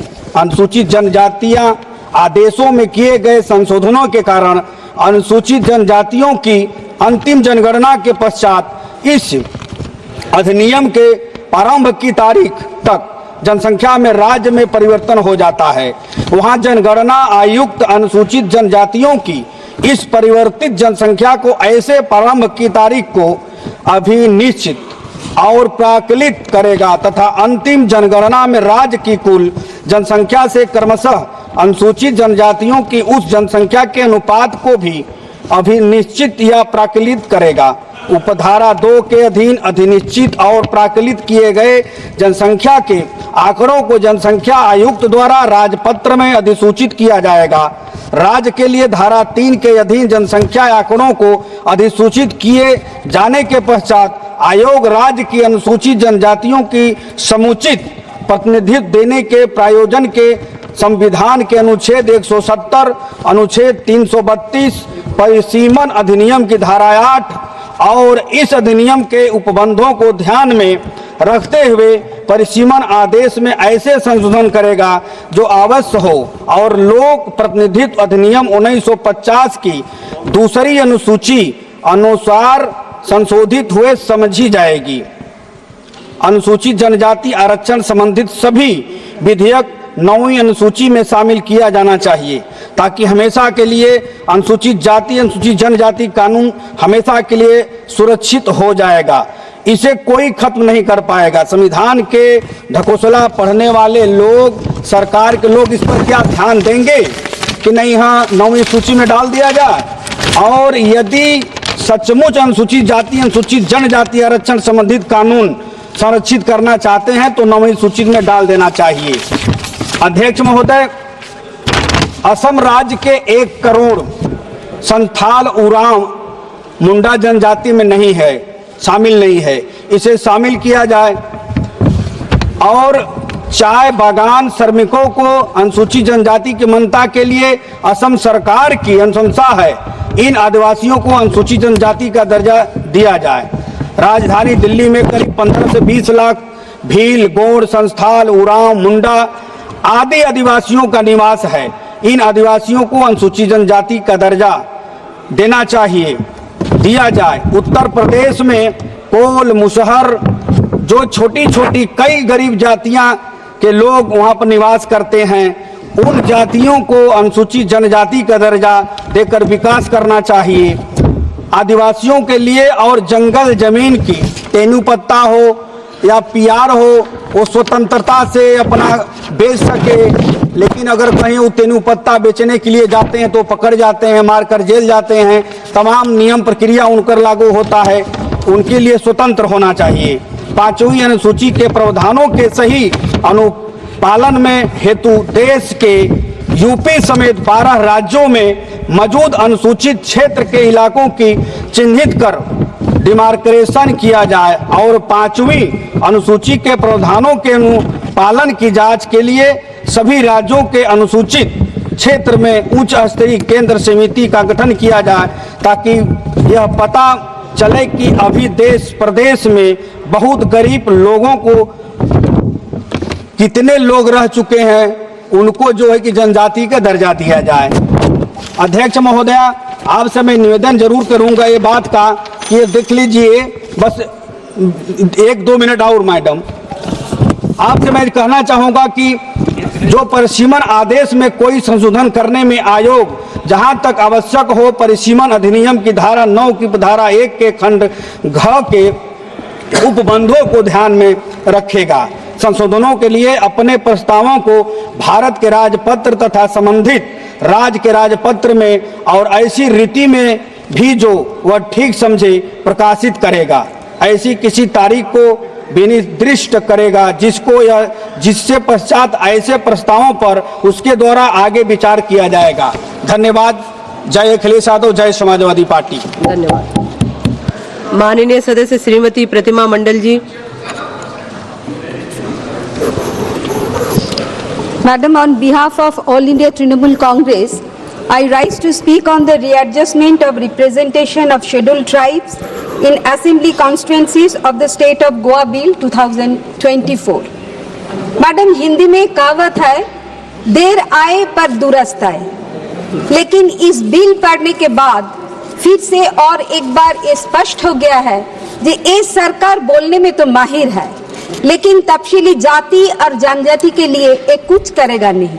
पिछले 10 साल जैसे झूठे वादा का सौदा किया, आने वाले दिन भी वही झूठे वादा करना कुछ नहीं।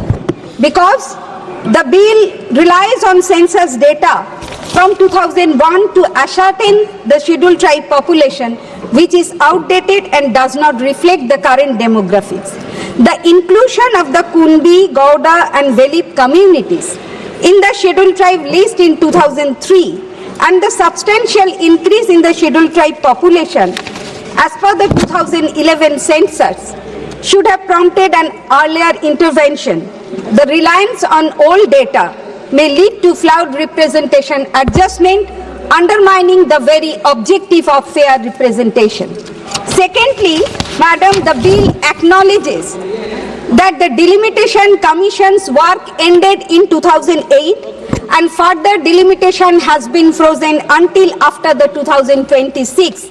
This delay raises question about why this government waited until 2024 to introduce this bill. The delay has already deprived scheduled tribe communities of rightful representation for over 2 decades.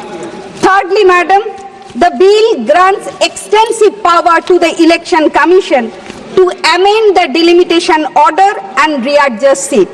While the Election Commission's autonomy is crucial, the lack of a clear and transparent process in the bill raises concern about potential arbitrariness.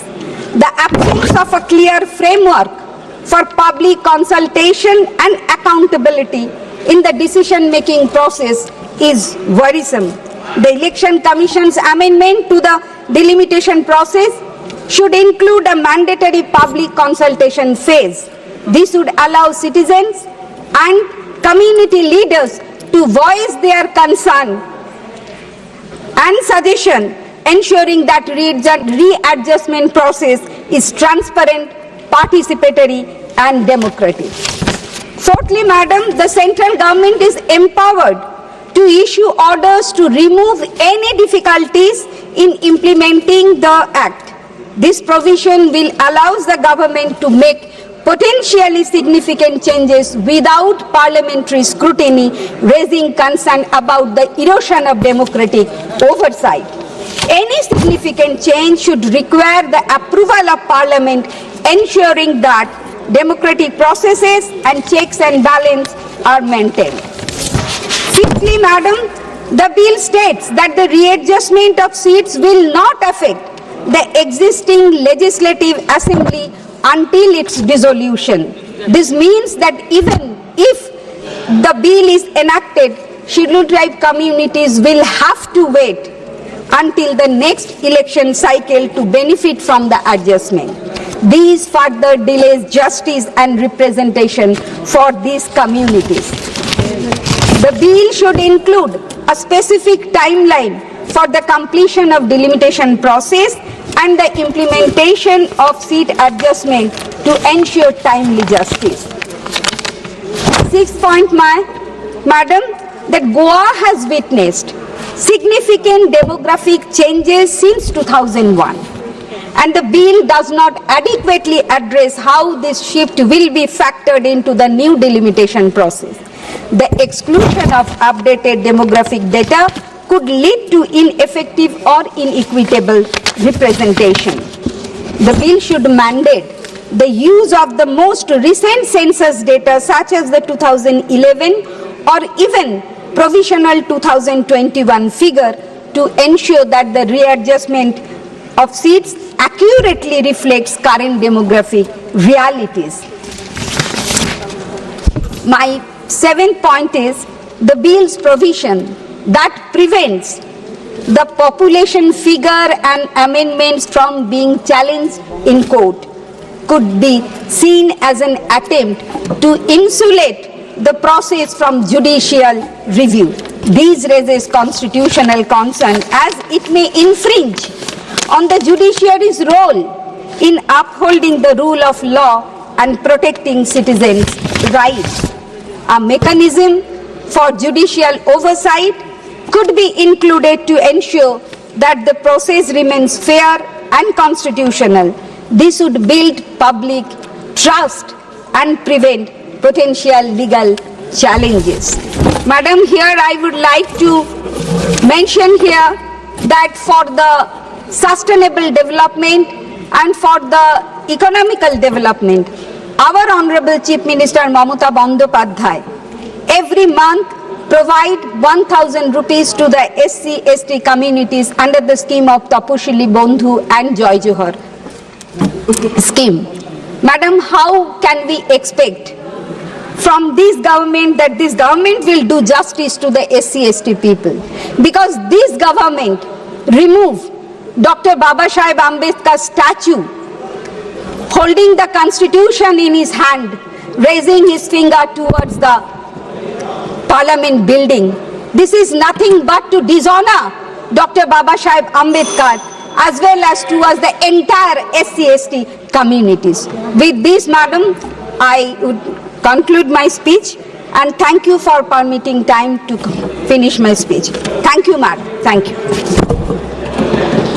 माननीय सदस्य Shri DM Kathir Anand ji. Vanakkam, Chairperson, Madam. Madam, I stand in this August House to talk on this Goa readjustment and representation of scheduled tribes in the assembly constituencies, the state of Goa, from the DMK party. Madam, this bill is drafted very slowly. The government has not applied its knowledge. It is only interested on the previous census data.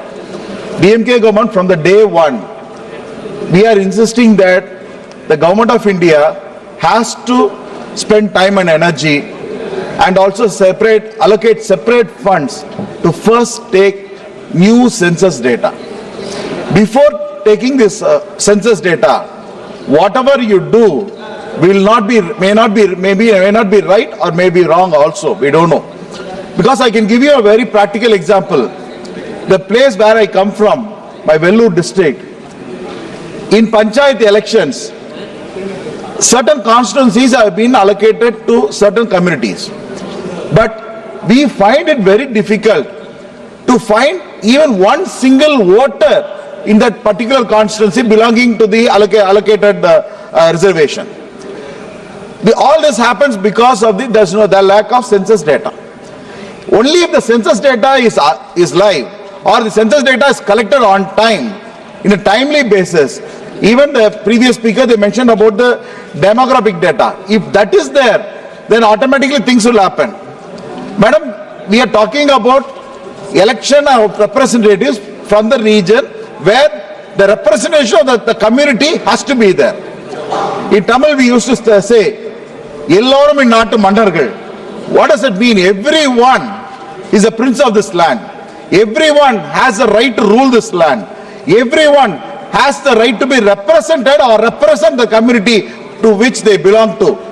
So, if a new census data is there, automatically everything becomes clear, the representation becomes true, fair and just. Automatically, there will be nothing to complain about. Not only that, Madam, whenever the government wants to deploy certain support to the community, where they want to bring in supportive measures to the community, if the census data is live, if the census data is taken on time, then automatically the schemes can be benefited. Madam, as a member of parliament, we get many schemes to be given to the SC/ST community. But if the census data is there, automatically we can choose those hamlets easily and then it can be given.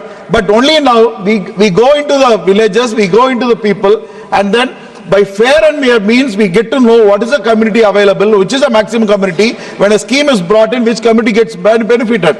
So therefore, from the DMK party, through this bill, I want to press upon this government the importance of taking the new census data, which will reveal the demography data, and that will be clear and just. And also, even the Lambadi community, which is a very important community that is there in Tamil Nadu and other places of India also. Even there, they have to be represented. Even their community has to be represented. Even they need an allocation of constitutional space in India. They are also BC and they have to be included also. So, I conclude by stating that the government should act at least now. The Honorable Prime Minister along with the Finance Minister should allocate enough funds for the collection of the census data, which will definitely give a fair and a clear way of doing this demography, madam. Thank you, madam. माननीय सदस्य श्री जी लक्ष्मी नारायण जी।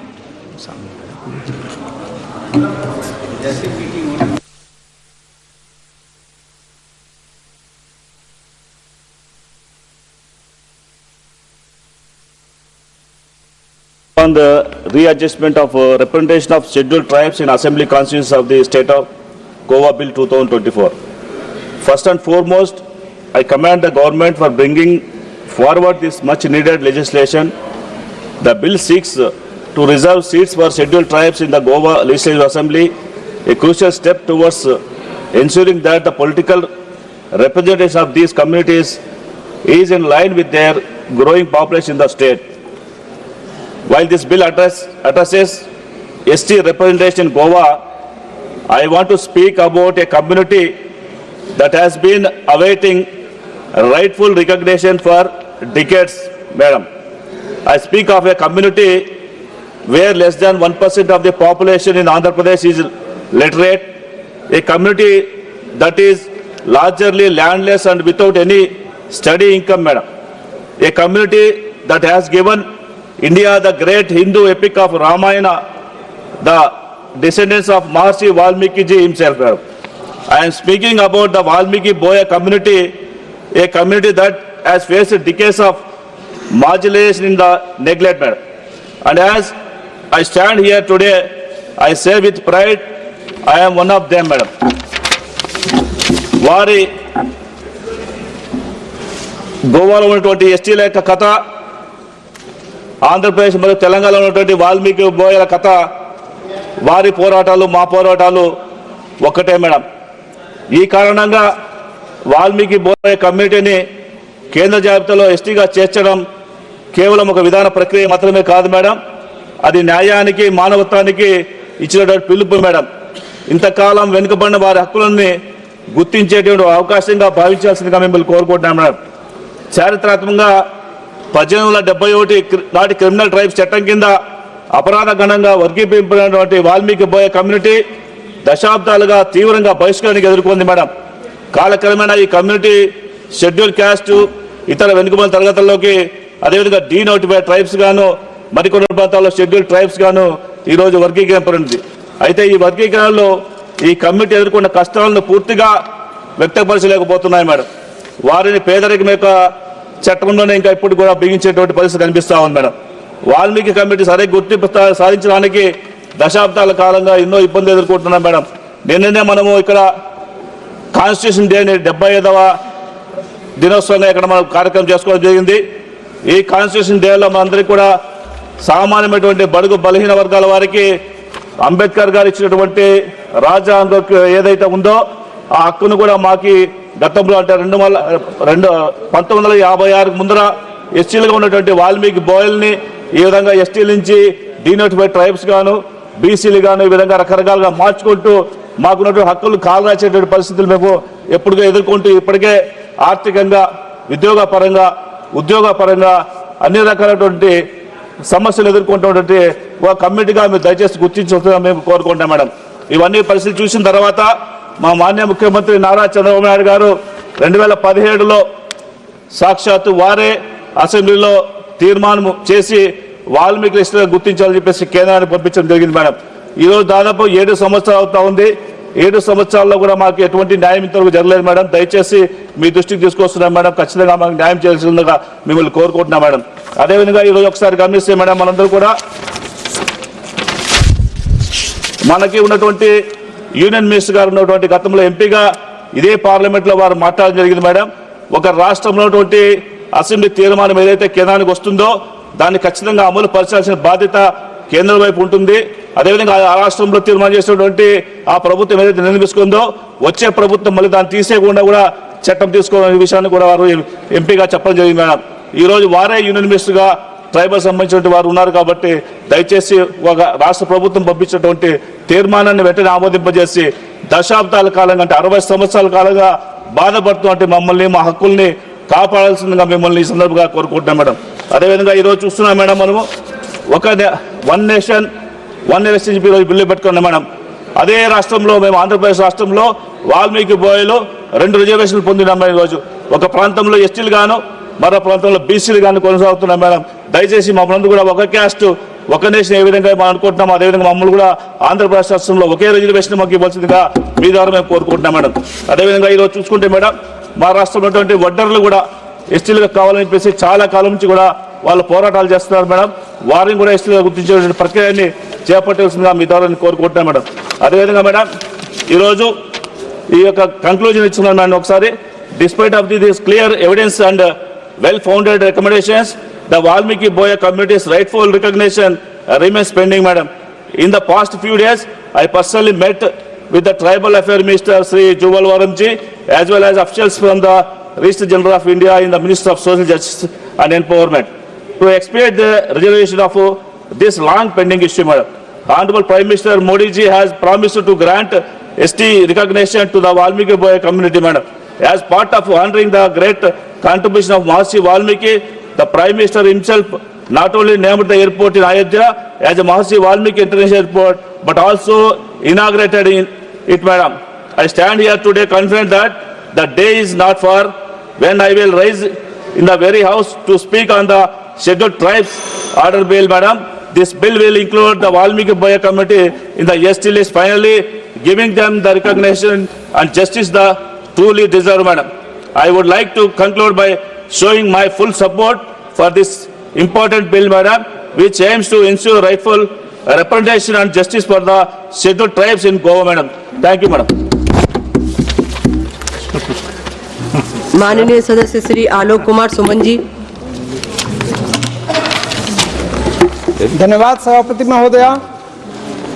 महोदय के लिए आपका बहुत बहुत धन्यवाद कि आपने the readjustment of representation of scheduled tribes in assembly constituency of the state of Goa bill 2024 पर बोलने का मौका दिया। महोदय, वर्तमान विधेयक का संबंध मुख्यतः अपने हमारे संविधान के आर्टिकल 332 से है। आर्टिकल 332 शेड्यूल्ड कास्ट और शेड्यूल्ड ट्राइब्स को विधानसभा में रिजर्वेशन की बात करता है। गोवा विधानसभा में अब तक शेड्यूल्ड ट्राइब्स का रिप्रेजेंटेशन या रिजर्वेशन अब तक नहीं मिल पाया है। इस विधेयक को लाने का मुख्य कारण और मुख्य उद्देश्य है कि वर्तमान में शेड्यूल्ड ट्राइब्स की पॉपुलेशन 2011 की जनगणना के अनुसार गोवा में 1,49,275 थी, जबकि वर्ष 2001 के जनगणना के अनुसार मात्र 566 थी। पॉपुलेशन की वृद्धि के कारण यह आवश्यक हो गया है कि इतनी बड़ी संख्या वाले पॉपुलेशन को गोवा विधानसभा में निश्चित रूप से रिजर्वेशन और रिप्रेजेंटेशन जनसंख्या के आधार पर दिया जाए। महोदय, हमारे भारतीय संविधान के महान शिल्पकार भारत रत्न डॉक्टर भीमराव अंबेडकर साहब का मानना था कि किसी भी समाज की प्रगति समाज के निचले तबके की प्रगति पर निर्भर करता है। डॉक्टर अंबेडकर साहब ने लोकतंत्र के सामाजिक और राजनीतिक आयामों के बीच अंतर स्पष्ट किया था। उन्होंने कहा था कि हमें अपने राजनीतिक लोकतंत्र को एक सामाजिक लोकतंत्र भी बनाना चाहिए। महोदय, जैसा कि हम सभी जानते हैं कि डिलिमिटेशन कमीशन का गठन 2026 तक फ्रोजन किया गया है। भारतीय संविधान के आर्टिकल 82 और आर्टिकल 170 के अनुसार अगला डिलिमिटेशन कमीशन का काम तब तक के लिए रोक दिया गया है जब तक वर्ष 2026 के पश्चात की गई पहली जनगणना के आंकड़े प्रकाशित नहीं कर दिए जाते हैं। महोदय, गोवा में नए समुदाय जैसा कि कुनवी, गावड़ा और वेलिप को शेड्यूल्ड ट्राइब्स कम्युनिटी में शामिल किया गया था। इससे भी शेड्यूल्ड ट्राइब्स की संख्या में बढ़ोतरी हुई, इसलिए आवश्यक हो गया था कि इलेक्शन कमीशन ऑफ इंडिया को पावर दिया जाए कि वह the delimitation of parliamentary and assembly constituency order 2008 और readjust the seats in the legislative assembly of state of Goa में अमेंडमेंट करके शेड्यूल्ड ट्राइब्स को बढ़ी हुई जनसंख्या के आधार पर उनको रिजर्वेशन और रिप्रेजेंटेशन दी जाए। इस बिल के पास होने से गोवा में अनुसूचित जनजाति को विधानसभा में इफेक्टिव डेमोक्रेटिक पार्टिसिपेशन होगा। महोदय, शेड्यूल कास्ट और शेड्यूल ट्राइब्स के कल्याण के लिए देश की वर्तमान सरकार महत्वपूर्ण भूमिका निभा रही है। हमारे परम आदरणीय माननीय प्रधानमंत्री श्री नरेंद्र मोदी जी और परम आदरणीय हमारे माननीय मुख्यमंत्री श्री नीतीश कुमार जी SC ST के कल्याण के लिए एक पहचान बन गए हैं। हमारे परम आदरणीय माननीय मुख्यमंत्री श्री नीतीश कुमार जी बिहार में SC/ST को मुख्य धारा में लाने के लिए कई ऐतिहासिक कदम उठाए हैं, जो कि बिहार में दिखता है। इस बिल पर अपनी बात रखते हुए मेरा यह एक सुझाव है कि ST/ST बच्चों को IIT, एम्स, NIT और देश के हायर एजुकेशन में, हायर इंस्टीट्यूशन में आत्महत्या करने से रोका जाए। इसके पीछे छिपे कारणों को गंभीरता से संज्ञान में भी लिया जाए। महोदय, वर्ष 2023-24 के आंकड़े अध्ययन करने से पता चलता है कि हम सस्टेनेबल डेवलप गोल्स में उसको अचीव करने में भारत कई देशों से आगे है। गरीबी घटी है और सरकार SC/ST की विकास को प्रायोरिटी पर रखा है। नीति आयोग ने वर्ष 2017 में यह प्रपोज किया था कि SC/ST के ऊपर खर्च करने वाली बकाया धनराशि केवल ST/ST पर ही खर्च की जाए। इसके लिए मिनिस्ट्री ऑफ फाइनेंस से प्रिंसिपल अप्रूवल भी लिया गया था, लेकिन मैं इस सदन आपके माध्यम से इस सदन का संज्ञान में लाना चाहता हूं कि वर्ष 2018-19 में 9,818.24 करोड़ रुपए बिना खर्च किए लैप्स हो गए। उसी प्रकार वर्ष 19-20 में 11,042.26 करोड़ रुपए, 2020-21 में 19,922.35 करोड़ रुपए और 2021-22 में 16,942 करोड़ रुपए और वर्ष 22-23 में 13,961.54 करोड़ रुपए बिना खर्च किए लैप्स हो गया। मेरा सुझाव है और मेरा निवेदन है कि बिना खर्च किए गए लैप्स हुए रुपयों को नीति आयोग के द्वारा सुझाए गए नियमों के अनुसार ST/ST के कल्याण पर ही खर्च किया जाना चाहिए और खर्च किया जाए। महोदय, मैं इन्हीं शब्दों के साथ और अपनी इन्हीं बातों के साथ इस बिल का समर्थन करते हुए अपनी बात समाप्त करता हूँ। धन्यवाद महोदय। श्रीमती सुप्रिया चुल्ले जी। Thank you, sir, very much for giving me an opportunity on behalf of the NCP SP to speak on the readjustment of representation of scheduled tribes in assembly constituencies in the state of Goa. So Goa is a very, very small state in size, but it's one of the biggest contributors to India's tourism. And I think we're all very, very proud of Goa because it was one of the few states right in the beginning, before India was on the tourism map globally. Besides us as the capital in Delhi, the economic capital of India is Mumbai, Goa was internationally known. And the contribution of culture, heritage, tourism was initiated in one of the first few states was Goa. And today we are giving the scheduled tribes a seat, which is a welcome step. I would like to thank the government and congratulate the people of Goa for getting this opportunity. But while I speak about the bill, I would like to reiterate a few points which my friend, learned friend, Pratima Montal has said. So because this is connected to a bill we passed in this very house a few months ago. So this exercise of delimitation was initiated in 2002. And it is regarding the Kunbi, the Gauda and the Velip are these of the scheduled caste tribes which have got this reservation now, and that's why we are moving this bill, because the delimitation commission has ceased to exist after completion of the task in 2008, sir.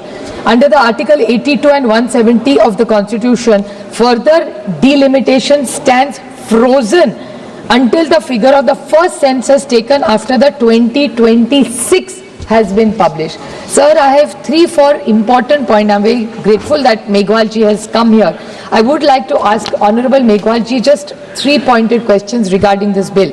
I congratulate him for bringing it for the people of Goa.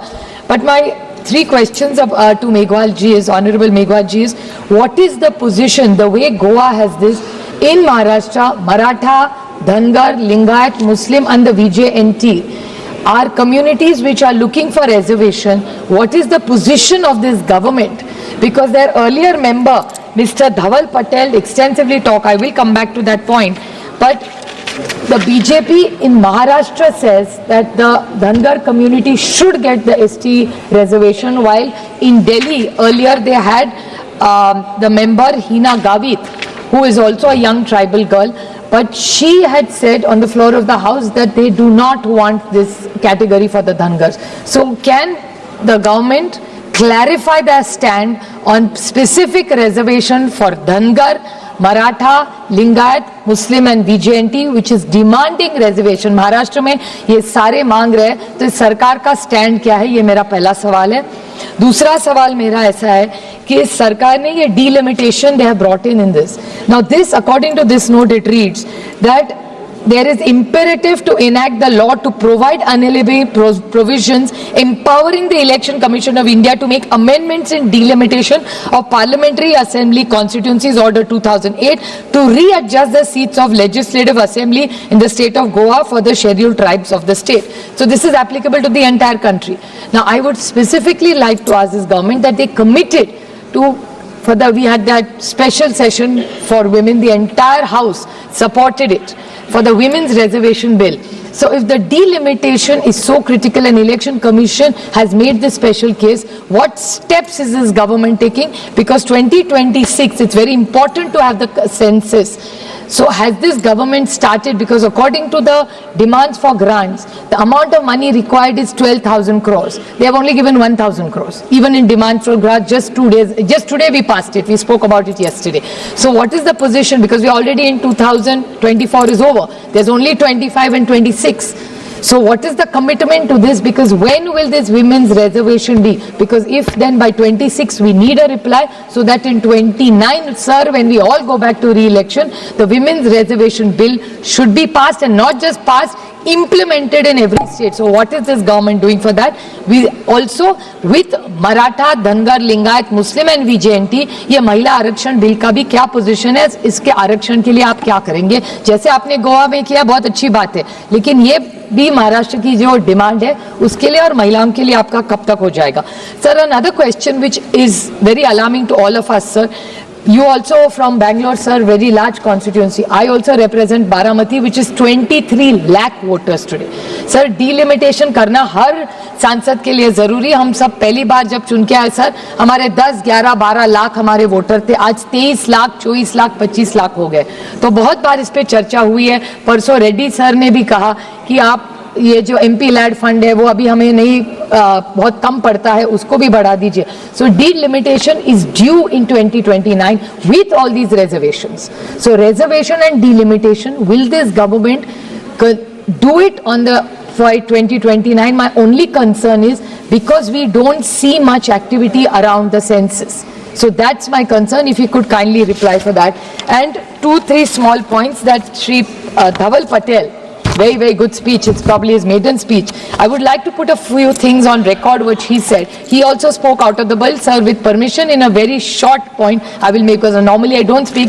The bill is about Goa and delimitation, but he was telling us some very nice success stories about Gujarat and the comparison. So I would just like to put some things, and these are about some leaders who were in the Congress before and now are in BJP, and it's nice things about them, and I think even the House should know the good work done in this country. So this Dhaval Patel said that it the first time anybody had an Adivasi budget, I with great pride say that it was the Congress government in Maharashtra, which was the first state government in the country under the leadership that time when Sharad Pawar was the chief minister. We had the first Adivasi separate budget, and Madhukar Pichard Saab, who unfortunately just passed away 2 weeks ago, who is now in the BJP, his son is also in the BJP now. He was the Adivasi Mantri, and that was the time it was implemented, and we take great pride, and I'm so glad that it was taken forward. Secondly, he talked about Atalji's wonderful work, so we also talk about, he's one of the tallest leader India's had, and as much he belongs to the BJP, he was the Prime Minister of India. So we are all very, very proud of Atalji's glorious career and the work he has contributed in India. He talked about the Eklavya colleges he started, and he said Congress ne kya kiya. I would like to put it on record. Congress started a wonderful scheme called the Kasturba Gandhi Balika Vidyalaya, where all the Adivasi girls from the 5th through the 8th are brought in and they are educated. Since this government is so committed to the Adivasi community, I urge this government to increase this all the way to college. Why 5th? Include it in Eklavya or find a solution, because this Kasturba Gandhi Balika Vidyalaya for Adivasi girls is just left half, nor here nor there. It was started during the Congress time between to the 8th, and it was supposed to be taken ahead, but it's not been taken. And he said कि Congress ने कुछ किया ही नहीं आदिवासियों के लिए, college तो बाद में बने. I just would like to put it on record. There was a young lady who was a part of this house in the earlier called Dr. Hina Gavit.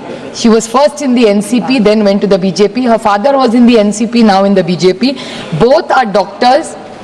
Both were in the Congress, NCP, and now in the BJP. Both, I won't say Congress, ये कांग्रेस के पैसे से नहीं, सरकार के जो हम लोग टैक्स भरते उससे ये सब इंफ्रास्ट्रक्चर बनता है. So those were the days when families like this, even their girls, she's a very young lady, unfortunately she lost her Lok Sabha, she tried to contest Vidhan Sabha. I take this opportunity that there are some young, dynamic, doesn't matter whether she's an Indian first, then she's an Adivasi girl. So since he's so concerned, Mr. Dhaval Patel, about all this, he should consider, because she is in the BJP today, maybe she needs a good responsible role because she's an educated, qualified girl who's done so very well. So there are many schools and colleges like IITs, IIMs, many colleges started in the regime of 45 years. ऐसा नहीं है, वो कह रहे थे अंधेरे में था, ना हिना गावित ना विजय कुमार गावित, वो महाराष्ट्र में पले, बॉर्डर ही है उनका गुजरात का नंदुरबार से, वो अंधेरे में नहीं पड़े, वहाँ लाइट थी. So I think this whole illusion of selective amnesia, I think Parliament is a more serious forum. It's not just about in 45 years अंधेरे में सब रहे.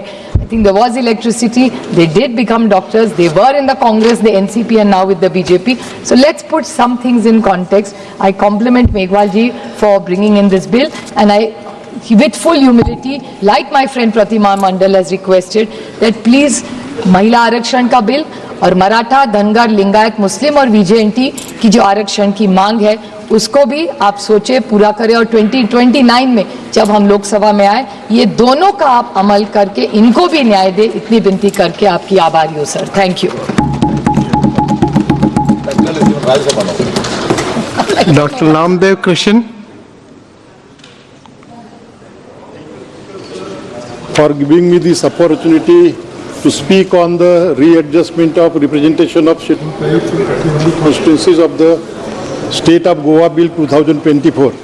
Sir, the bill proposes a readjustment in the representation of scheduled tribes in assembly constituencies of the State of Goa. The Goa State Assembly presently does not have any reserved seats for the scheduled tribes. The proposed amendments are aimed to address the disparity in the representation of scheduled tribes in the State Assembly, as it is currently disproportionate to the scheduled tribe population in the state. That is, the bill authorizes the Census Commissioner to determine Goa's scheduled tribe population, incorporating tribes recognized after the 2001 census. The bill also authorizes the Election Commission to amend the 2008 delimitation order, allowing constituency adjustments in Goa's Legislative Assembly to ensure adequate representation for scheduled tribes in line with the Article 170 of the Constitution, which deals with the readjustment of the number of seats in the House of the People and the Legislative Assemblies of the state and union territories. Between the 2001 and 2011 census, the ST population in Goa has increased into approximately 10% and is expected to have further grown since. However, according to Article 82 and 170 of the Constitution, territorial constituencies are to be readjusted after the census. The delimitation exercise remains frozen until post-2026 census figures are published. Thus, there is no mechanism to readjust seats to accommodate the increased ST population recorded in the 2011 census compared to 2001. Sir, for the first time in 150 years, India's census has been delayed. The Modi government is shirkingly its administrative duties for political gains. Even 2 years after the COVID-19 crisis is over, the government continues to postpone the census, aiming to benefit electorally from the delimitation exercise if it is conducted before the 2019 Lok Sabha elections. Sir, the Modi government refusal to undertake the national level caste census has meant unequal representation of the SCs and STs in various domains, including parliament and state assemblies, and also local bodies, especially if their numbers have grown relative to the rest of the population. Sir, while the Modi regime has spoken much about good governance, it lacks the basic understanding that good governance involves drafting policies and programs informed by data gathered from the census and National Health and Family Welfare Survey, etc. In the absence of such crucial information, the Modi government's schemes do not respond to the crucial ground realities. Speaker sir, अभी caste census पूरे India में जब तक होती नहीं तब तक SC ST को और बाकी वर्गों को भी न्याय मिलेगा नहीं। मेरा जो लोकसभा संसदीय क्षेत्र है उसमें गढ़चिरौली में आदिवासी जो है आदिवासी 35% है, लेकिन उनको आरक्षण मिलता है 24%, और वहाँ OBC हमारे यहाँ 50% है, लेकिन उनको आरक्षण मिलता है सिर्फ 6%, और 50% की ये मर्यादा आरक्षण के ऊपर होने से जो जनरल कैटेगरी में आते, ओपन कैटेगरी में आते, उनको आरक्षण है 50%। सो ये पैरिटी जो है ये हटाने के लिए जब तक सेंसस होती नहीं, कास्ट बेस्ड सेंसस, तब तक उनको न्याय मिलेगा नहीं। इसी तरह से हमारे महाराष्ट्र में OBC को लोकल बॉडीज में पॉलिटिकल वहां पर रिजर्वेशन था, लेकिन ये कास्ट बेस्ड डाटा नहीं होने के वजह से उनका वो रिजर्वेशन खत्म हो गया। अब ये कास्ट बेस्ड डाटा जब तक आएगा नहीं तब तक उनको रिजर्वेशन लोकल बॉडीज में OBC को मिल नहीं पाएगा। इसलिए हम मंत्री जी से विनती करते हैं कि ये कास्ट सेंसस पूरे इंडिया में हो, सिर्फ गोवा में ही नहीं। और गोवा में जो इन्होंने बिल लाया है, जो ST की पॉपुलेशन बढ़ी है उसके लिए 4 सीट्स कम से कम वहां बढ़ेगी, तो वो अच्छी बात है, वो सीट्स बढ़ाए, लेकिन वहां जो सेंसस होगी सिर्फ ST की सेंसस नहीं होनी चाहिए, शेड्यूल ट्राइब की सेंसस नहीं होनी चाहिए, सभी पूरे लोगों की सेंसस होनी चाहिए। और एक कास्ट बेस्ड सेंसस पूरे इंडिया में कर पूरे सभी वर्गों के लोगों को, सभी तबकों के लोगों को न्याय देने का काम सरकार करेगी, ऐसी मैं विनती करता हूं। धन्यवाद।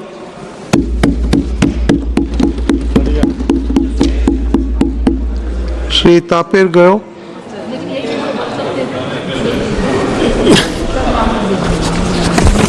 श्री तापेर जी। जी ओके, थैंक यू चेयरमैन। मैं